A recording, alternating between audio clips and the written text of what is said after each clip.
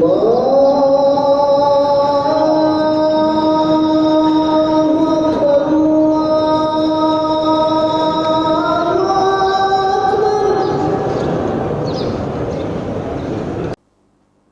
باللہ من الشیطان الرجیم بسم اللہ الرحمن الرحیم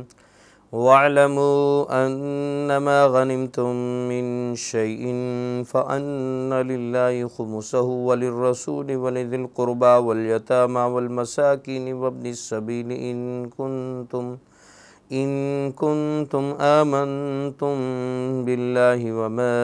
أَنزَلْنَا عَلَىٰ عَبْدِنَا يَوْمَ الْفُرْقَانِ يَوْمَ الْتَقَى الْجَمْعَانِ وَاللَّهُ عَلَىٰ كُلِّ شَيْءٍ قَدِيرٌ۔ سورہ انفال 10ویں پارے کی یہ پہلی آیت ہے۔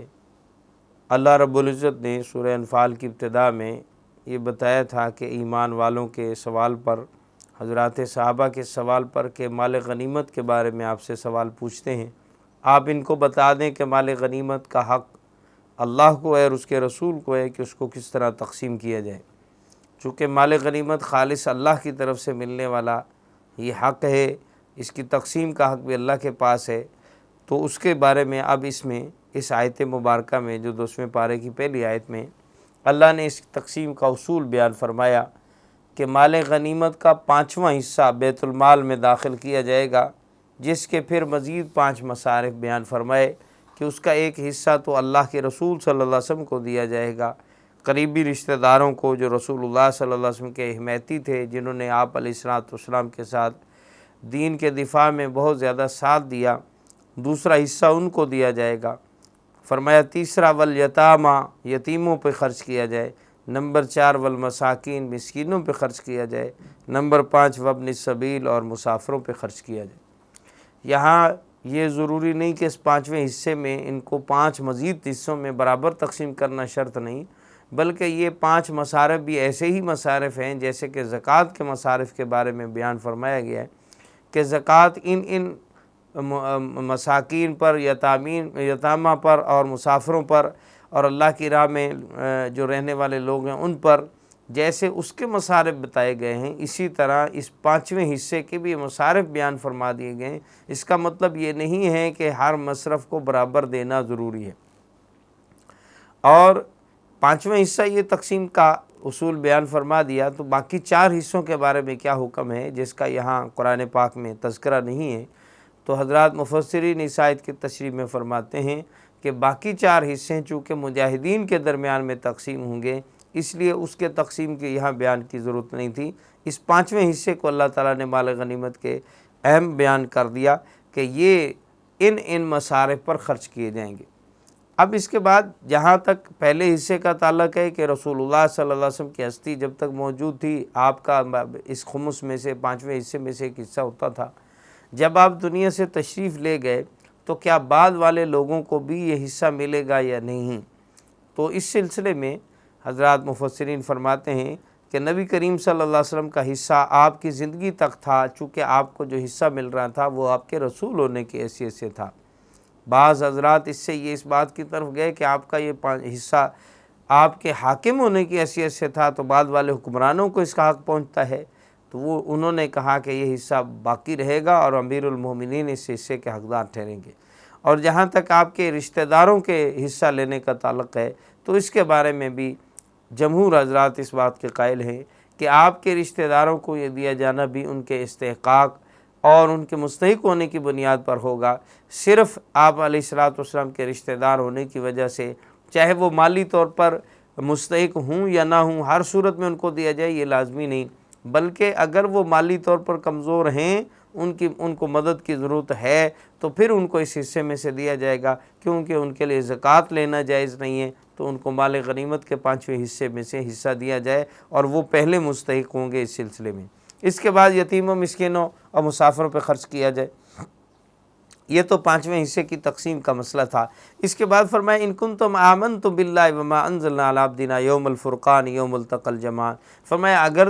تمہیں 5واں حصہ اس طرح تقسیم کرنا چاہیے اگر تم اللہ پر ایمان رکھتے ہو اور اس چیز پر جو اللہ نے اپنے بندے پر فرقان والے دن میں اتاری، جس دن کے 2 لشکروں کی آپس میں لڑائی ہوئی۔ یوم فرقان یہاں بدر کے دن کو کہا گیا ہے، اور بدر کو یوم فرقان کہنے کی وجہ بالکل واضح ہے کہ اللہ رب العزت نے اس دن میں حق اور باطل کے درمیان میں فرق فرما دیا تھا، اور حق کو باطل پر غالب کر دیا، باوجود اس کے کہ اہل ایمان انتہائی کمزوری کے عالم میں تھے، اور ان کے پاس نہ تو بہت زیادہ ساز و سامان تھا، نہ زیادہ عددی طاقت تھی، جبکہ اس کے مقابلے میں باطل کے پاس عددی قوت بھی زیادہ تھی، اسلحہ و ہتھیار بھی بہت زیادہ تھے، لیکن اس کے باوجود حق غالب آیا اپنی حقانیت کی وجہ سے، اور باطل اپنے باطل ہونے کی وجہ سے مغلوب ہو گیا۔ اس لیے اس دن کا نام رکھا گیا یوم الفرقان۔ فرمایا جو کچھ اللہ نے اپنے بندے پر اپنی مدد اتاری، فرشتے اتارے، اس بات پر اگر تم ایمان رکھتے ہو تو تمہیں چاہیے کہ مال غنیمت کی تقسیم کو اسی طرح صاف و شفاف بناؤ۔ اور یہاں یہ بھی قابل غور ہے کہ اللہ تعالیٰ نے مال غنیمت کی تقسیم کے سلسلے میں سب سے پہلے فرمایا فَأَنَّ لِلَّهِ خُمُسَهُ وَلِلرَّسُولِ، اللہ کے لیے ہے اور اللہ کے رسول کے لیے ہے۔ رسول صلی اللہ علیہ وسلم کے لیے تو ہونا واضح ہے، لیکن اللہ کے لیے مال غنیمت ہونے کا کیا مطلب ہے؟ تو اس کو یوں سمجھ لیجئے، فرمایا کہ مال غنیمت کو اللہ تعالیٰ براہ راست پہلے اپنی ملکیت میں لیتے ہیں، اور اپنا دست شفقت گویا اس پر رکھتے ہوئے، اپنی رحمت اس کے اندر ڈالتے ہوئے فرماتے کہ اب اس کو تقسیم کر دو۔ جیسے کہ بادشاہوں کا طریقہ ہوتا تھا، جب ان کو کوئی ہدیہ اور عطایا ملتے تھے تو بادشاہ چونکہ مستغنی ہوتے ہیں، انہیں کسی چیز کی حاجت ضرورت نہیں ہوتی، لیکن ملنے والے ہدایہ اور عطیہ کے بارے میں وہ کہتے کہ اس پر ہاتھ رکھ کر کہتے ہم نے اس کو قبول کیا، اب تم ہی اس کو لے لو۔ ایسے ہی اللہ رب العزت کے ساتھ اللہ رب العزت کی ذات انتہائی شان بے نیازی رکھتے ہیں، تو اللہ تعالیٰ فرماتے ہیں کہ یہ ہمارا ہے، لیکن ہم اب تمہیں تقسیم کرنے کی اس کو اجازت دیتے ہیں۔ یہ اللہ نے اپنی طرف جو اس کی نسبت کی ہے، دراصل مال غنیمت کے تقدس کو بیان کیے، اور حدیث طیبہ میں بھی بات آ گئی کہ مال غنیمت سب سے دنیا کا پاکیزہ ترین مال ہے، جو سب سے پہلے اللہ کی ملکیت میں جاتا ہے اور اللہ کی ملکیت سے ہو کر پھر مجاہدین و غانمین کو ملتا ہے۔ اس اعتبار سے سب سے زیادہ پاکیزہ مال غنیمت ہے۔ دوسرے نمبر پر مال تجارت کو شمار کیا گیا، اور تیسرے نمبر پر مال زراعت کو شمار کیا گیا، کہ یہ تقدس میں اور اللہ کے یہاں برکت و رحمت کے اعتبار سے مالوں کی تقسیم کے اعتبار سے یوں ہیں۔ اور فرمایا اذ انتم بالعدوۃ الدنیا وهم بالعدوۃ القصویٰ۔ اس کے بعد اللہ تعالیٰ نے بدر کے ان حالات کو بیان کیا کہ ان چیزوں کو یاد کرو کہ اللہ تعالیٰ نے تمہیں مال غنیمت کیسے عطا فرمایا تھا۔ جس اللہ نے تمہیں مال غنیمت عطا کیا، اس کے اسباب پیدا کیے، اس اللہ کے احکام کو مانو اور اس کی تقسیم کو شفاف بناؤ۔ اور فرمایا یاد کرو جب کہ تم قریبی کنارے پر تھے اور دشمن والے دور کے کنارے پر تھے، والرکب اسفل منکم، اور قافلہ تم سے نشیب کی جانب میں تھا۔ یہ نقشہ کھینچے بدر کا، تین یہاں پر جو ہے وہ مرکزی طور پر جماعتیں تھیں۔ ایک جماعت مسلمانوں کی تھی جو مدینہ کے قریب والے کنارے پر تھی، دوسری جماعت جو لشکر تھا لڑنے کے لیے آیا ہوا ابو جہل کی سرکردگی میں مکہ سے کیل کانٹے سے لے لشکر، اس کو فرمایا وہم بالعدوۃ القصویٰ۔ والرکب، اور قافلے سے مراد ابو سفیان کا وہ قافلہ تھا جو شام سے مکہ جا رہا تھا، اور جس کا تعاقب کرنے کے لیے اہل ایمان نکلے تھے، اس کے بارے میں فرمایا والرکب اسفل منکم، وہ تم سے بہت نشیب میں ساحل سمندر کی طرف چلا گیا تھا۔ ولو تواعدتم لاختلفتم فی المیعاد، اللہ فرماتے ہیں کہ یہ جنگ اللہ تعالیٰ نے اچانک تم سے ایسے کرا دی، اگر تم آپس میں کوئی معاہدے کے تحت مدت طے کرتے، اس کی میعاد مقرر کرتے، اس کے لیے وقت اور جگہ طے کرتے، تو تم آپس میں اختلاف کرتے رہ جاتے۔ ولیکن لیقضی اللہ امرا کان مفعولا، لیکن اللہ تعالیٰ نے اس کام کو کرنا تھا تو یہ ہو کر رہا۔ لیہلک من ہلک عن بینہ ویحییٰ من حی عن بینہ، اور پھر اللہ تعالیٰ نے اس حق و باطل کے مارکے کو فرمایا ایسا بنا دیا ہے کہ اس کو دیکھ لینے کے بعد جو زندہ رہے گا تو وہ دلیل کے ساتھ زندہ رہے گا، اور جو ہلاک ہوگا اور مرے گا تو وہ دلیل کی بنیاد پہ مرے گا۔ یہ نہیں اس کے سامنے اللہ تعالیٰ نے مشاہداتی طور پر یہ بات ضرور کھول دی ہے کہ یہ تھے حق والے جن کو بے سر و سامانی میں اللہ نے فتح دی ہے، اور یہ تھے باطل والے جو سارے ساز و سامان کے باوجود مغلوب ہو گئے اور شکست خوردہ ہو گئے۔ وَإِنَّ اللَّهَ لَسَمِيعٌ عَلِيمٌ، اللہ تعالیٰ بہت زیادہ سننے والے اور جاننے والے ہیں۔ اور فرمایا اِذْ يُرِيكَهُمُ اللَّهُ فِي مَنَامِكَ قَلِيلًا، اور یاد کرنے کے قابل ہے جب اللہ نے آپ کو خواب میں کافروں کی تعداد بہت تھوڑی دکھائی۔ نبی کریم صلی اللہ علیہ وسلم نے خواب میں دیکھا کہ آپ کو کافر تھوڑے دکھائے گئے، اس میں اللہ تعالیٰ یہ بھی حکمت بیان فرما رہے ہیں کہ خواب میں آپ کو تھوڑے دکھانے کی غرض یہی تھی، وَلَوْ أَرَاكَهُمْ كَثِيرًا لَفَشِلْتُمْ وَلَا تَنَازَعْتُمْ فِي الْأَمْرِ، اگر وہ تمہیں زیادہ تعداد میں دکھا دیتا تو اے مسلمانوں تم ہمت ہار جاتے اور تمہارے درمیان میں اختلاف پیدا ہو جاتا، وَلَكِنَّ اللَّهَ سَلَّمَ، لیکن اللہ تعالیٰ نے تمہیں اختلاف سے بچا لیا، إِنَّهُ عَلِيمٌ بِذَاتِ الصُّدُورِ، یقیناً وہ سینوں کے بید اور راز خوب جانتا ہے۔ تو خواب میں آپ کو کم نظر آنا، اس میں کیا حکمت ہے، اور یہ خواب میں کم کیسے نظر آئے جبکہ وہ زیادہ تھے تو کم کیسے دکھائی دیے؟ خواب بھی تو نبی کا وہی ہوتا ہے۔ تو اس کے جواب میں حضرات مفسرین فرماتے ہیں کہ خواب نبی کا وہی ہے اور اس میں حقیقت دکھائی جاتی ہے، لہٰذا یہ نہیں کہا جا سکتا کہ جو خواب میں دکھایا گیا ہے وہی بعینی اس کی تعبیر ہے، تعبیر اس سے مختلف بھی ہوتی ہے۔ مثلاً آپ علیہ السلام کو اگر خواب میں وہ تھوڑے دکھائی دیے ہیں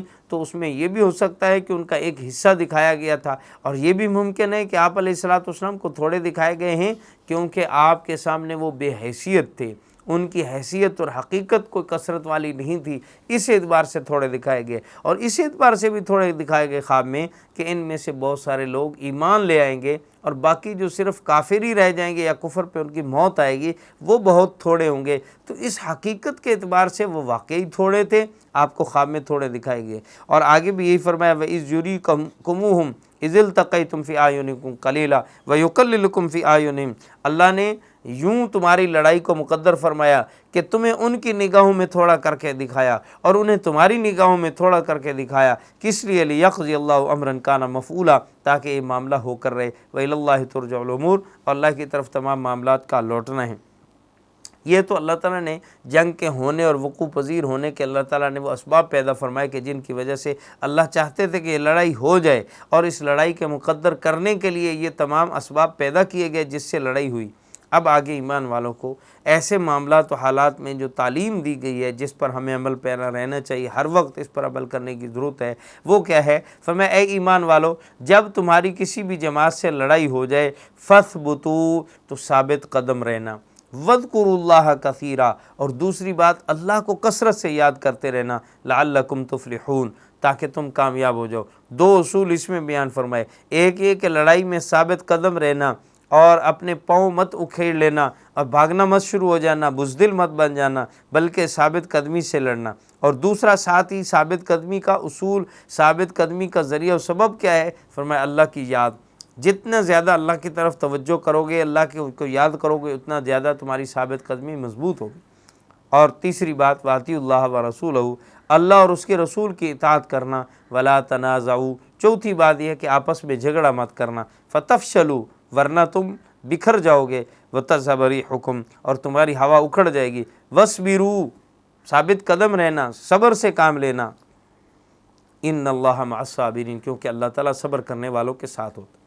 تو یہ 5 اصول اللہ تعالیٰ نے ان 2 آیتوں میں بیان فرما دیے۔ ایمان والوں کو فرمایا کہ جب لڑائی ہو ثابت قدمی سے رہنا، اللہ کا کثرت سے ذکر کرنا، اللہ رسول کی اطاعت کرنا، آپس میں جھگڑا نہ کرنا، اور صبر سے کام لینا، حوصلے سے کام لینا، تو پھر فتح تمہاری ہوگی۔ اس کے مقابلے میں جو کافروں کی حالت ہے، اللہ تعالیٰ نے اہل ایمان کو کافروں جیسی حالت بنانے سے منع کی، اور اس ممانعت کے رنگ میں گویا لشکر اسلام کے مقابلے میں کافروں کی آمد کا اللہ نے طرز بھی بیان فرما دیا، اور اس طرز کی وجہ سے ہی وہ شکست خوردہ ہوتے ہیں، بالآخر وہ ناکام ہوتے ہیں۔ فرمایا وَلَا تَكُونُوا كَالَّذِينَ خَرَجُوا مِن دِيَارِهِمْ بَطَرًا وَرِئَاءَ النَّاسِ، فرمایا ان لوگوں کی طرح نہ ہو جانا جو اپنے گھروں سے اکڑتے ہوئے نکلے تھے،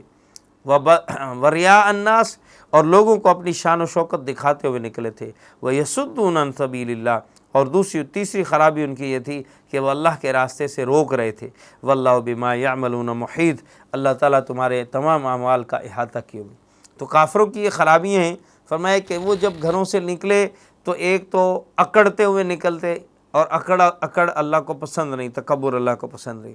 دوسری بات فرمایا ریا الناس، لوگوں کو اپنی شان و شوکت دکھا رہے تھے، اپنے اندر دکھلاوا ان کے اندر بہت زیادہ تھا، یہ بھی اللہ کو پسند نہیں۔ اور تیسری بات وَيَصُدُّونَ عَن سَبِيلِ اللَّهِ، کہ وہ اللہ کی راستے سے لوگوں کو روکتے تھے۔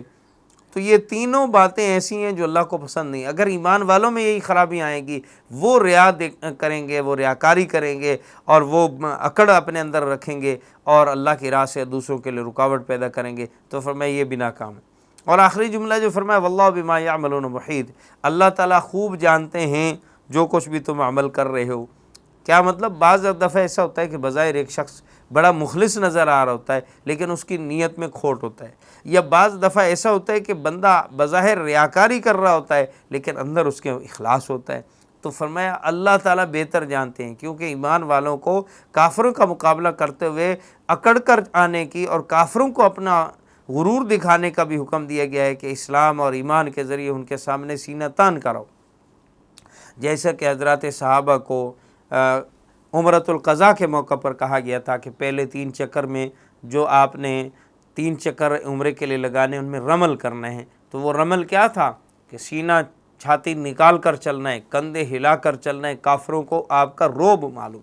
تو یہ روب جو ڈالنا تھا یہ اللہ کے لیے ڈالنا تھا، اور اللہ کی طرف اس کی نسبت کرتے ہو کہ ہم اللہ کے مجاہد، اللہ کے سپاہی، اللہ کے لیے ایسا کر رہے ہیں۔ کوئی اپنی ذاتی انانیت دکھانا یا اپنی ذاتی بڑائی و برتری ظاہر کرنا مقصود نہیں تھا، تو یہ اخلاص کے خلاف نہیں ہے، یہ اخلاص کے خلاف نہیں۔ وَإِذْ لَهُمُ الشَّيْطَانُ أَعْمَالَهُمْ وَقَالَ لَا غَالِبَ لَكُمُ الْيَوْمَ مِنَ النَّاسِ وَإِنِّي جَارٌ لَكُمْ۔ یہاں پر اللہ تعالیٰ نے شیطان کی اس سازش کا ذکر کیا ہے، جو شیطان کی سازش کافروں کو اس میدان میں لے آئی اور ان کے لیے پھر تباہی کا باعث بنی۔ شیطان نے ان کو ورغلایا تھا کہ آج تم پر کوئی غالب نہیں آ، تم اتنا بڑا لشکر ہو، اتنے بڑے بڑے تمہارے ساتھ جوان ہیں اور تمہارے پاس اتنا اسلحہ ہے، آج تمہارا کوئی مقابلہ نہیں کر سکتا اور میں بھی تمہارا ساتھی ہوں۔ شیطان اس وقت ان کے اس مد مقابل قبیلے کی شکل کے سردار کی شکل میں آیا، بنو بکر کی، کہ جن سے ان کو خائف اور خطرہ تھا کہ اگر ہم مکہ چھوڑ کر جائیں گے مدینہ کے اندر لڑنے کے لیے تو کہیں بنو بکر والے ہم پر حملہ نہ کر دیں۔ تو بنو بکر کا ایک سردار جس کا نام سراقہ تھا، اس کے روپ میں شیطان ابلیس آیا اور اس نے کہا کہ میں تو تمہارے ساتھ ہوں، میں تو مسلمانوں کے لڑنے کے حق میں ہوں کہ ان سے لڑا جائے اور ان کو ختم کیا جائے، لہٰذا ہم سے تم بے فکر رہو، میں بھی تمہارے ساتھ چلتا ہوں، تمہارا دفاع کروں گا۔ اور فَلَمَّا تَرَاءَتِ الْفِئَتَانِ نَكَصَ عَلَىٰ عَقِبَيْهِ، فرمایا شیطان نے جب دونوں لشکروں کو آپس میں لڑتے دیکھا اور پھر فرشتوں کو اترتے دیکھا تو وہ پیٹ پھیر کر بھاگنے لگا۔ وَقَالَ إِنِّي بَرِيءٌ مِّنكُمْ إِنِّي أَرَىٰ مَا لَا تَرَوْنَ، کہنے لگا میں تو تم سے بیزار ہوں، میں جا رہا ہوں کیونکہ میں وہ چیزیں دیکھ رہا ہوں جو تم نہیں دیکھ رہے۔ إِنِّي أَخَافُ اللَّهَ، مجھے اللہ سے ڈر لگتا ہے۔ وَاللَّهُ شَدِيدُ الْعِقَابِ، اللہ کا عذاب بڑا سخت ہے۔ اب اللہ سے ڈرنے کا کیا مطلب ہے؟ یہاں پر شیطان بھی اللہ سے ڈرتا ہے، ہاں اللہ سے ڈر اس درجے میں کہ آدمی ڈر کی وجہ سے اللہ کی نافرمانی سے باز آ جائے اور سیدھے راستے پر آ جائے، یہ ڈر اصل میں محمود ہے۔ ویسے ایک ڈر ہونا کہ بھئی عذاب ہونا ہے، وہ عذاب سامنے آ جائے تو پھر ہر کوئی اس سے ڈرتا ہے، کافر بھی ڈریں گے، شیطان بھی ڈرتا ہے اس سے، لیکن اس ڈر کا فائدہ نہیں۔ ڈر وہ محمود و اچھا ہے کہ جو ڈر اللہ کی نافرمانی سے آدمی کے لیے رکاوٹ بن جائے۔ اس کے بعد اللہ تعالیٰ نے منافقوں کا ذکر کیا۔ منافق اس موقع پر کیا کر رہے تھے؟ جب ایمان والے جو ہیں اس غزوے میں، غزوہ بدر میں اپنے جوہر دکھا رہے تھے اور لڑائی کے لیے آمادہ تھے، تو منافقوں کو بہت عجیب لگ رہا تھا کہ یہ اتنے سے تعداد میں اور ان کے پاس ہتھیار بھی نہیں اور یہ کہاں لڑنے جا رہے ہیں۔ تو منافقوں کا اس وقت جملہ یہ تھا اذ یقول المنافقون والذین فی قلوبہم مرض غر ہؤلاء دینہم، کہ مسلمانوں کو ان کے دین نے دھوکے میں ڈال دیا ہے، یعنی یہ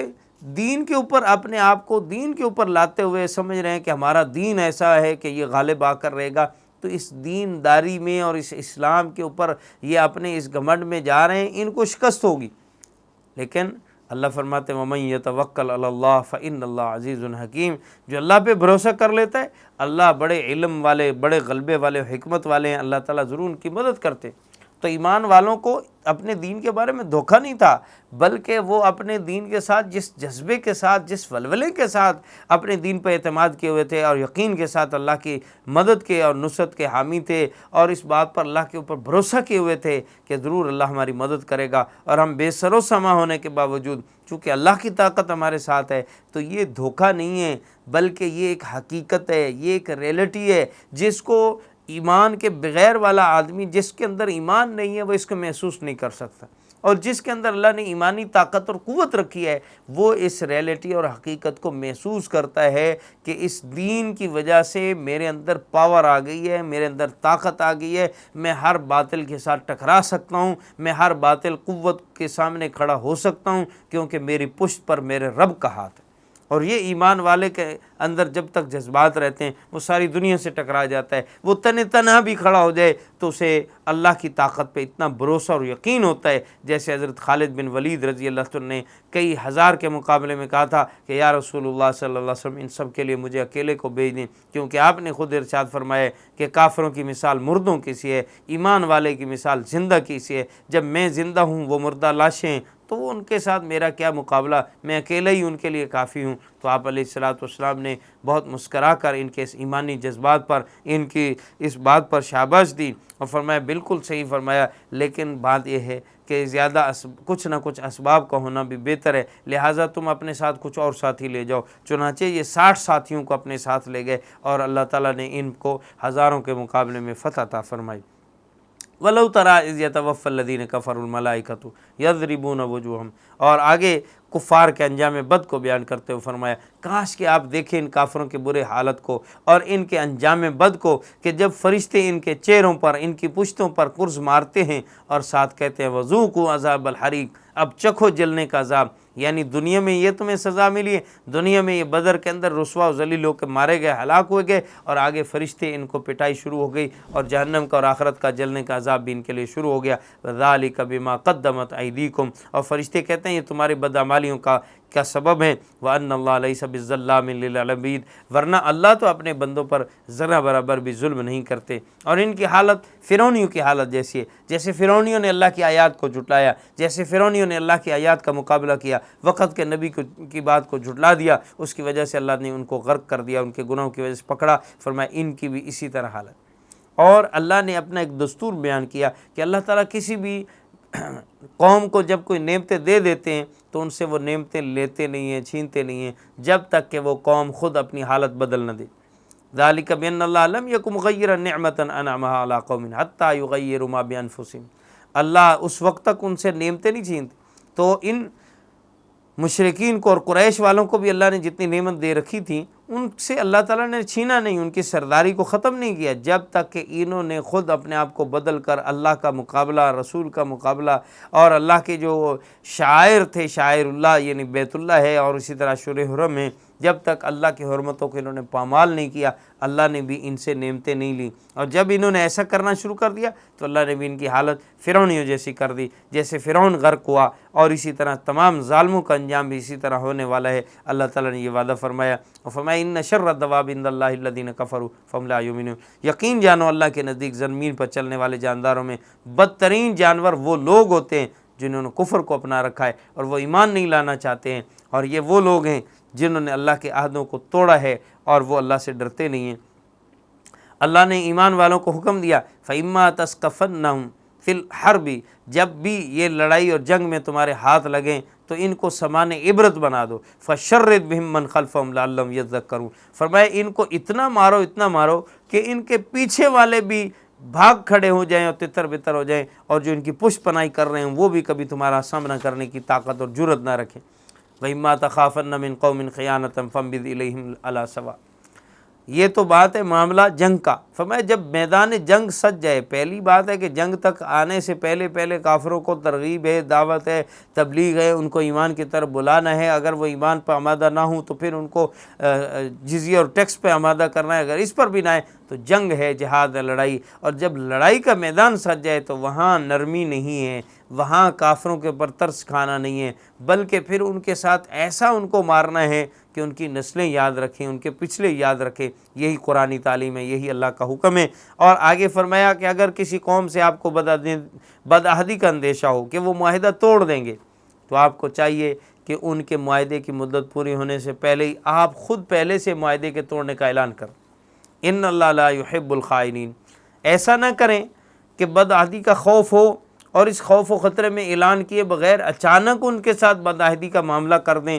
جب ان کی بدعہدی ظاہر ہونے لگے تو آپ بھی بدعہدی کر دیں، ایسا نہ کریں، بلکہ پہلے سے اعلان کر دیں، ضرور ان کو بتا دیں کہ بھئی ہمارا تمہارا معاہدہ آج سے ختم، چونکہ ہمیں تمہاری بدعہدی کے آثار نظر آ رہے ہیں اور آئندہ چل کر تم بدعہدی کرو، اس سے پہلے ہم اس معاہدے کو ختم کر دیں۔ معاہدے کا اعلان کرنے کے بعد پھر اس کے بعد آپ کہیں ان کو وَلَا يَحْسَبَنَّ الَّذِينَ كَفَرُوا سَبَقُوا إِنَّهُمْ لَا يُعْجِزُونَ، فرمایا کہ کافر لوگ یہ مت سمجھیں کہ جو بھاگ گئے ہیں، جو جنگ سے میدان سے فرار ہو گئے تو انہوں نے اللہ تعالیٰ کو ہرا دیا ہے یا اللہ تعالیٰ ان سے عاجز آ گیا، ایسا نہیں ہے۔ اللہ جب چاہیں گے ان کو پھر مسلمانوں کے مقابلے میں ان کو لے آئیں گے۔ اس کے بعد اللہ نے اہل ایمان کو اس بات کی تعلیم و ترغیب دی کہ ہمیشہ کے لیے مسلمانوں کو حکم ہے وَأَعِدُّوا لَهُم مَّا اسْتَطَعْتُم مِّن قُوَّةٍ مِّن رِّبَاطِ الْخَيْلِ تُرْهِبُونَ بِهِ عَدُوَّ اللَّهِ، فرمایا تم اپنی حسب استعداد اپنی قوت کو تیار رکھو، اور مِّن رِّبَاطِ الْخَيْلِ باندھے ہوئے گھوڑوں کو جس قدر ہو سکے، گھوڑوں کی جتنی چھاونیاں تم سے بن سکیں ان کو بھی اپنے لیے تیار رکھو۔ اس زمانے کے بہترین ہتھیار گھوڑا اور اسی طرح اس کے علاوہ تیر، تلواریں، یہ چیزیں تھیں، لیکن اللہ تعالیٰ نے اس کے لیے عمومی لفظ استعمال کرتے ہوئے فرمایا کہ تم میں جتنی بھی طاقت ہے اپنی قوت کو تیار کرو۔ اور نبی کریم صلی اللہ علیہ وسلم سے اس قوت کے بارے میں پوچھا گیا، یا رسول اللہ مل قوہ، یہ قوت کیا ہے، یہ طاقت کیا ہے جس کا ہمیں حکم دیا جا رہا ہے؟ فرمایا القوت الرمی، القوت الرمی، القوت الرمی۔ فرمایا قوت پھینکنے میں ہے، ہر وہ ہتھیار جو آپ دور سے دشمن کے سر پر پھینک دیں اور وہ کارگر ثابت ہو، اور جتنا دور سے آپ اس کو پھینک سکیں اور آپ خود اپنی حفاظت کر سکیں، وہ آپ کی قوت ہے۔ اللہ تعالیٰ نے اس کو قوت قرار دیا۔ اب اس سے آپ قرآن پاک کے عالمی اور انٹرنیشنل ہونے کے اعتبار سے دیکھیں، اللہ نے 1400 سال پہلے سے فرما دیا تھا کہ ہر ملک کی قوت وہ چیز ہے دشمن کے مقابلے میں ہتھیاروں کے اعتبار سے کہ جس کے پاس دور سے پھینکے جانے والے ہتھیار جتنے زیادہ ہیں۔ دور سے پھینکے جانے والے ہتھیار میں اس زمانے میں اگر تیر تھے، اور بعد میں یہ بڑھتے بڑھتے اگر بندوق اور گولی، اور پھر آگے بڑھتے بڑھتے ٹینک، گولہ بارود، اور پھر اس کے بعد میزائل کی طاقت، اور اس وقت ایٹم بم کی اگر طاقت ہے، تو نہ جانے آنے والے وقت میں اور کون سی ایسی طاقتیں ہوں گی کہ آپ دور سے بیٹھے دشمن پر وہ چیزیں پھینک دیں اور دشمن جو ہے وہ ان چیزوں کو لے کر بیٹھ جائے۔ موجودہ زمانے کے اندر جیسے جنگوں کے حالات بدل چکے ہیں اور جنگیں میدان جنگ سے نکل کر نظریاتی جنگوں کی طرف تبدیل ہو چکی ہیں کہ آپ اپنے نظریات دوسروں پر پھینک دیں، آپ اپنی طرف سے ان کے اندر کچھ ایسی چیزیں پھینک دیں کہ جس کی وجہ سے وہ قومیں اپنے سوچ اور اپنی سوچ اور شعور کے اعتبار سے مختل ہو کے رہ جائیں، اور ان کے اندر آپس میں ہی لڑائی اور انتشار پیدا ہو جائے وغیرہ ذالک۔ اس قسم کے جو موجودہ زمانے میں نت نئے ہتھیار تیار کیے جا رہے ہیں، نت نئی چیزیں ایسی آ رہی ہیں، پراپوگنڈے کا ہتھیار ہے، اور اسی طرح نظریاتی قوت ہے جو دوسروں پہ مسلط کر دی جاتی ہے، اپنی سوچوں کو دوسروں کے اوپر مسلط کر دیا جاتا ہے، یہ سب چیزیں قوت ہیں۔ فرمایا تم اپنی قوت تیار رکھو، اور من رباط الخیل، گھوڑوں کی چھاؤنیاں تیار کرو، ترہبون بہ عدو اللہ، فرمایا یہ چیزیں وہ ہیں جس سے دشمن پہ تمہارا رعب پڑتا ہے، کیونکہ دشمن آپ کی روحانیت سے واقف نہیں ہے، دشمن آپ کے ایمانی طاقت سے واقف نہیں ہے، دشمن آپ کے ظاہری طاقت کو دیکھتا ہے، وہ آپ کے ٹینک دیکھتا ہے، وہ آپ کے گولہ بارود کو دیکھتا ہے، وہ آپ کے میزائل کی پاور دیکھتا ہے، وہ آپ کے ایٹم بم کو دیکھتا ہے۔ دشمن کے سامنے یہ مادی چیزیں ہیں، چونکہ وہ مادیت کے اندر پلے بڑھے ہیں، ان کے سامنے سب سے بڑی قوت و طاقت مادی طاقت ہے۔ اللہ نے فرمایا اس لیے ان کو مرعوب کرنے کے لیے یہ تیار کرو۔ ان چیزوں پر آپ کا تو اعتماد نہیں ہے، آپ تو بھروسہ کر کے نہیں بیٹھے ہیں کہ بھئی میرے پاس تلوار ہوگی، میرے پاس نیزہ ہوگا، میرے پاس جو ہے موجودہ زمانے کے اعتبار سے گولہ بارود ہوگا، اسلحہ ہوگا، ایٹم بم ہوگا تو پھر میں لڑ سکتا ہوں، ورنہ میں نہیں لڑ سکتا۔ نہیں، حقیقت یہ ہے کہ جو ایمان والا ہے اس کا سارا بھروسہ اپنے ایمان پر، اللہ کی طاقت پر ہوتا ہے۔ ظاہری ہتھیار اسباب کے درجے میں اپناتا ضرور ہے، لیکن وہ ہتھیاروں پر بھروسہ نہیں کرتا۔ یہ ایمان والے کی شان ہے، ایمان والے کی شان ہے۔ اور کافر کی شان یہ ہے کہ اس کا تمام تر جو انحصار ہے وہ ساز و سامان پر ہوتا ہے۔ کافر ہے تو کرتا ہے شمشیر پہ بھروسہ، مومن ہے تو بے تیغ بھی لڑتا ہے سپاہی۔ مومن بغیر تلوار کے بھی لڑنے کو آمادہ ہو جاتا ہے، کیوں؟ اس کی اصل میں ایمانی طاقت ہے۔ تو اللہ تعالیٰ فرماتے ہیں دشمن تمہارے ان ہتھیاروں سے ڈرتا ہے، وآخرین من دونہم، اور فرمایا یہ تمہارے دشمن جو تمہیں نظر آ رہے ہیں یہ بھی ان سے ڈرتے ہیں، اور کچھ دوسرے دشمن ہیں لا تعلمونہم، جن کو تم نہیں جانتے، اللہ یعلمہم، اللہ ان دشمنوں کو بھی جانتا ہے۔ اور ان کے لیے بھی تم اپنے آپ کو تیار کرو۔ وما تنفقوا من شیء فی سبیل اللہ، اور اس کے ساتھ ساتھ یہ تو ہتھیار تیار کرنا اور اپنے آپ کو تیار کرنا ہے، اس کے ساتھ اللہ کی راہ میں مال خرچ کر کے بھی اپنی تیاری رکھو۔ یوفی الیکم وانتم لا تظلمون، اللہ فرماتے ہیں تمہیں اس راہ میں، اللہ کی راہ میں خرچ کرنے کا پورا پورا اجر بدلہ ملے گا، اور تمہارا کچھ بھی ضائع نہیں جائے گا، کچھ بھی کمی نہیں کی جائے گی۔ اللہ کی راہ میں تمہاری جان لگ جائے، مال لگ جائے، وقت لگ جائے، صحت لگ جائے، جوانی لگ جائے، جو کچھ بھی تم اللہ کی راہ میں خرچ کرو گے، فرمایا اس کا بدلہ تمہیں ضرور ملے گا۔ اعوذ باللہ من الشیطان الرجیم، بسم اللہ الرحمن الرحیم۔ وَإِن جَنَحُوا لِلسَّلْمِ فَاجْنَحْ لَهَا وَتَوَكَّلْ عَلَى اللَّهِ إِنَّهُ هُوَ السَّمِيعُ الْعَلِيمُ۔ آیت نمبر 61 سورہ انفال۔ فرمایا کہ اگر کافر لوگ آپ کی طرف صلح کے لیے بازو جھکائیں تو آپ بھی صلح کر لیں، اور اس معاملے میں اللہ پر بھروسہ کریں۔ اللہ تعالیٰ سننے والا ہے، جاننے والا ہے۔ اللہ تعالیٰ ان کی باتوں کو بھی سنتا ہے، ان کے دلوں کی باتوں کو بھی جانتا ہے۔ اور وَإِن يُرِيدُوا أَن يَخْدَعُوكَ فَإِنَّ حَسْبَكَ اللَّهُ، اور اگر ان کا اس صلح سے مقصود آپ کو دھوکہ دینا ہوگا تو بے شک آپ کے لیے اللہ کافی ہے۔ وَالَّذِي أَيَّدَكَ بِنَصْرِهِ وَبِالْمُؤْمِنِينَ، وہی اللہ ہی تو ہے جس نے آپ کی مدد کی ہے، مومنوں کے ذریعے آپ کے ہاتھوں کو مضبوط کیا ہے۔ اسی اللہ کی مدد سے تو آپ پہلے بھی ان کافروں پر حاوی ہیں۔ اگر وہ صلح کرتے ہیں وقتی طور پر اور اندر کھاتے ہیں، ان کا دھوکہ دینا مقصود ہوتا ہے۔ بعض اوقات ایسا ہوتا تھا کہ کافر صلح پہ آمادہ ہوئے تو دوسرے اہل ایمان کے درمیان میں آپس میں یہ باتیں چلتیں کہ ان کا صلح کرنا کہیں ایسا نہ ہو کہ ہمیں دھوکہ دے کر صلح سے ہمارے ہاتھ باندھ دیں اور اچانک تیاری کر کے ہمارے خلاف حملہ آور ہو جائیں۔ تو یہ ایک بہت بڑی جو ہے وہ منصوبہ بندی بھی ہو سکتی ہے کافروں کی طرف سے۔ تو اللہ تعالیٰ نے ایمان والوں کو تسلی دیتے ہوئے فرمایا کہ جب بھی کافر صلح کی طرف بڑھیں آپ صلح کر لیں۔ رہ گئی بات کہ وہ کوئی دھوکہ دہی کریں گے، اچانک حملہ کریں گے، تو جیسے پہلے اللہ تعالیٰ نے ان کو صلح کی طرف مجبور کر دیا ہے، آئندہ بھی اللہ کی مدد آپ کے ساتھ ہے، تو اللہ تعالیٰ آئندہ بھی ان کو مجبور کر سکتے ہیں، ان کو مغلوب کر سکتے ہیں، اللہ آپ کو غلبہ دیں گے۔ اب یہ وعدہ کیا نبی کریم صلی اللہ علیہ وسلم تک خاص تھا یا پوری امت کے لیے ہے؟ تو اس کے بارے میں حضرات مفسرین کی دو رائے ہیں۔ ایک یہ ہے کہ یہ بات نبی کریم صلی اللہ علیہ وسلم کے ساتھ تو بالکل علل اعلان مطلق تھی کہ کسی طرح کا بھی کفار آپ سے صلح کا معاہدہ کریں آپ ان سے صلح کر لیں، جیسا کہ اس کی دلیل و نظیر صلح حدیبیہ کا معاہدہ ہے کہ حدیبیہ میں نبی کریم صلی اللہ علیہ وسلم کو ایسی صلح پہ آمادہ کیا جا رہا تھا جس میں یکسر شرائط کافر اپنے حق میں لکھوا رہے تھے اور ایمان والوں کے خلاف، تو آپ نے اس معاہدے کو بھی قبول فرما لیا، جو اس بات کی نظیر و دلیل ہے کہ آپ ہر طرح سے ان کے لیے صلح کے لیے آمادہ تھے۔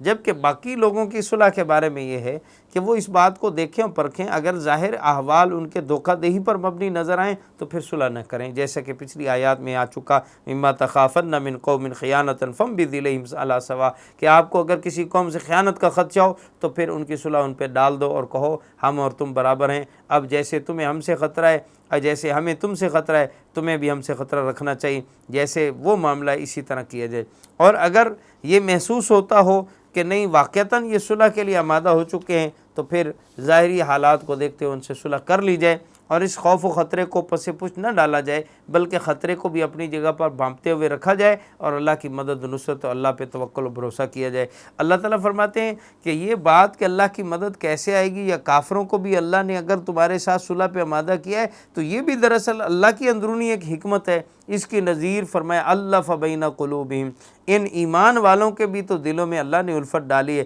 لو انفقت ما فی الارض جميعا ما الفت بین قلوبہم، اگر آپ روئے زمین کی دولت بھی خرچ کر لیتے تو ان کے دلوں میں الفت پیدا نہ کر سکتے، ولکن اللہ الف بینہم، لیکن اللہ نے ان کے دلوں کو جوڑ لیا۔ انہ عزیز حکیم، تو وہ اللہ بڑا زبردست غلبے والا ہے، حکمت والا ہے، جس نے صحابہ کے دلوں کو جو پہلے دشمنی پر مبنی تھے ان کو جوڑ دیا ہے۔ اسی طرح اگر کافروں کو صلح پہ آمادہ کیا ہے تو یہ صلح والے آئندہ چل کر ایمان والے بھی بن سکتے ہیں، لہٰذا آپ اللہ پہ بھروسہ رکھیں۔ یا ایھا النبی حسبک اللہ ومن اتبعک من المؤمنین، اے نبی آپ اللہ پہ بھروسہ کریں، آپ کے لیے اللہ کافی ہیں، اور جو بھی آپ کی اتباع میں مومن ہیں ان کے لیے بھی اللہ کافی ہے۔ ہاں البتہ ایمان والوں کو آپ جنگ اور جہاد کے لیے آمادہ کرتے رہیے۔ یا ایھا النبی حرض المؤمنین علی القتال، اے پیغمبر آپ ایمان والوں کو جنگ پر ابھاریے۔ ان یکم منکم 20 صابرون یغلبوا 200، اور پھر اصول بیان فرمایا کہ اگر تمہارے اندر 20 صبر کرنے والے حوصلے والے لوگ ہوں گے یغلبوا مئتین، تو 20 200 پہ غالب ہوں گے۔ اسی طرح وَإِن یکم منکم مئۃ، اگر تم میں سے 100 آدمی ہوں یغلبوا الفا من الذین کفروا، تو 1000 کافروں پر غالب آئیں گے۔ بِأَنَّهُمْ قَوْمٌ لَا يَفْقَهُونَ، اور اس کی وجہ یہ ہے کہ کافر بے وقوف ہیں، احمق ہیں۔ اگر وہ سمجھدار ہوتے تو ضرور ایمان قبول کرتے، اللہ کو پہچانتے۔ جو اللہ کو نہیں پہچانے، جو بے وقوف ہیں، ان بے وقوفوں کے 1000 کے مقابلے میں تمہارے 100، ان کے 200 کے مقابلے میں تمہارے 20 بھی کافی ہیں۔ اور یہ ابتدائی اسلام میں حکم تھا کہ اگر اتنی بڑی تعداد بھی، یعنی تم سے 10 گنا بڑی تعداد میں بھی اگر کافر ہیں تو تمہیں بھاگنے کی اجازت نہیں، بلکہ ان کا مقابلہ کرو اور اللہ کی مدد تمہارے ساتھ ہوگی۔ آگے فرمایا الآن خفف اللہ عنکم، اب اللہ نے تمہارے لیے آسانی پیدا کر دی ہے۔ وعلم ان فیکم ضعفا، اور اللہ جانتے ہیں کہ آئندہ چل کر آئندہ آنے والے حالات میں تمہارے اندر کمزوری آ جائے گی۔ جو ایمانی سطح ابتدائی طور پر ایمان لانے والے حضرات مہاجرین و انصار صحابہ کی تھی، وہ ظاہر ہے کہ بعد والوں کی نہیں رہے گی۔ اللہ فرماتے اللہ کو معلوم ہے کہ کمزوری آئے گی، اس لیے فَإِن یَکُن مِّنکُم مِّئَةٌ صَابِرَةٌ یغلبوا مئتین، اب ایک اور دو گنا دشمن کے مقابلے میں تمہیں ان کے ساتھ ڈٹ کر مقابلہ کرنے کا حکم ہے، اور ان سے بھاگنے کی اجازت نہیں۔ اگر تم سے 2 گنا تعداد میں دشمن ہوگے تو اللہ تعالیٰ تمہیں ضرور غلبہ دیں گے اور فتح دیں گے، اور ان سے بھاگنے کی اجازت۔ البتہ اگر 2 گنا سے بھی دشمن زیادہ ہو تو پھر ایمان والوں کے سامنے دونوں راستے ہیں، چاہیں تو وہ اپنے آپ کو جو ہے سرنڈر کر لیں اور پیچھے ہٹ جائیں، اور دوسری صورت یہ بھی ہے کہ بڑی تعداد کے اندر ہونے کے باوجود 10 گنا کیا 100 گنا بڑی طاقت سے بھی اگر ٹکرا جائیں تو یہ عزیمت پر عمل ہوگا۔ رخصت یہ بھی ہے کہ اپنے سے 2 گنا سے بھی زیادہ طاقت کے ساتھ نہ لڑیں تو اجازت ہے، اور اگر لڑ پڑتے ہیں تو عزیمت اور اعلیٰ درجہ ہے، اعلیٰ درجے پر عمل کرتے ہوئے ان سے ٹکرا جائیں، اللہ تعالیٰ کی مدد و نصرت ان کے ساتھ ہوگی۔ واللہ مع الصابرین، اللہ ڈٹنے والوں کے ساتھ ہے۔ پھر اس کے بعد نبی کریم صلی اللہ علیہ وسلم کو یہاں جنگی قیدیوں کے حوالے سے تعلیم دی۔ بدر کے اندر جو قیدی ہوئے تھے، چونکہ یہ پہلا موقع تھا جب اسلام کی تاریخ میں جو ہے جنگی قیدی بنے، اور اب ان جنگی قیدیوں کے بارے میں فیصلے کی جب گھڑی آئی تو نبی کریم صلی اللہ علیہ وسلم نے حسب معمول ایسے معاملات میں جن کے بارے میں کوئی واضح طور پہ وحی کا حکم نہیں ہوتا تھا، آپ صحابہ سے مشورہ فرماتے اور مشورے پر عمل کرتے۔ چنانچہ آپ نے جب مشورہ کیا تو کثرت رائے اس بات کی طرف ہوئی کہ ان جنگی قیدیوں سے فدیہ لیا جائے اور ان کو آزاد کیا جائے۔ فدیہ لینے سے ایمان والوں کی مدد ہو جائے گی، اور ان کو آزاد چھوڑنے اور معاف کرنے سے ان کو بھی شاید اس بات کی وجہ سے احسان یاد ہوگا تو یہ ایمان لانے کی طرف راغب ہوں گے۔ یہ 2 باتیں مد نظر رکھتے ہوئے ان صحابہ نے مشورہ دیا کہ ان کو فدیہ لے کر چھوڑ دیا۔ حضرت عمر رضی اللہ عنہ،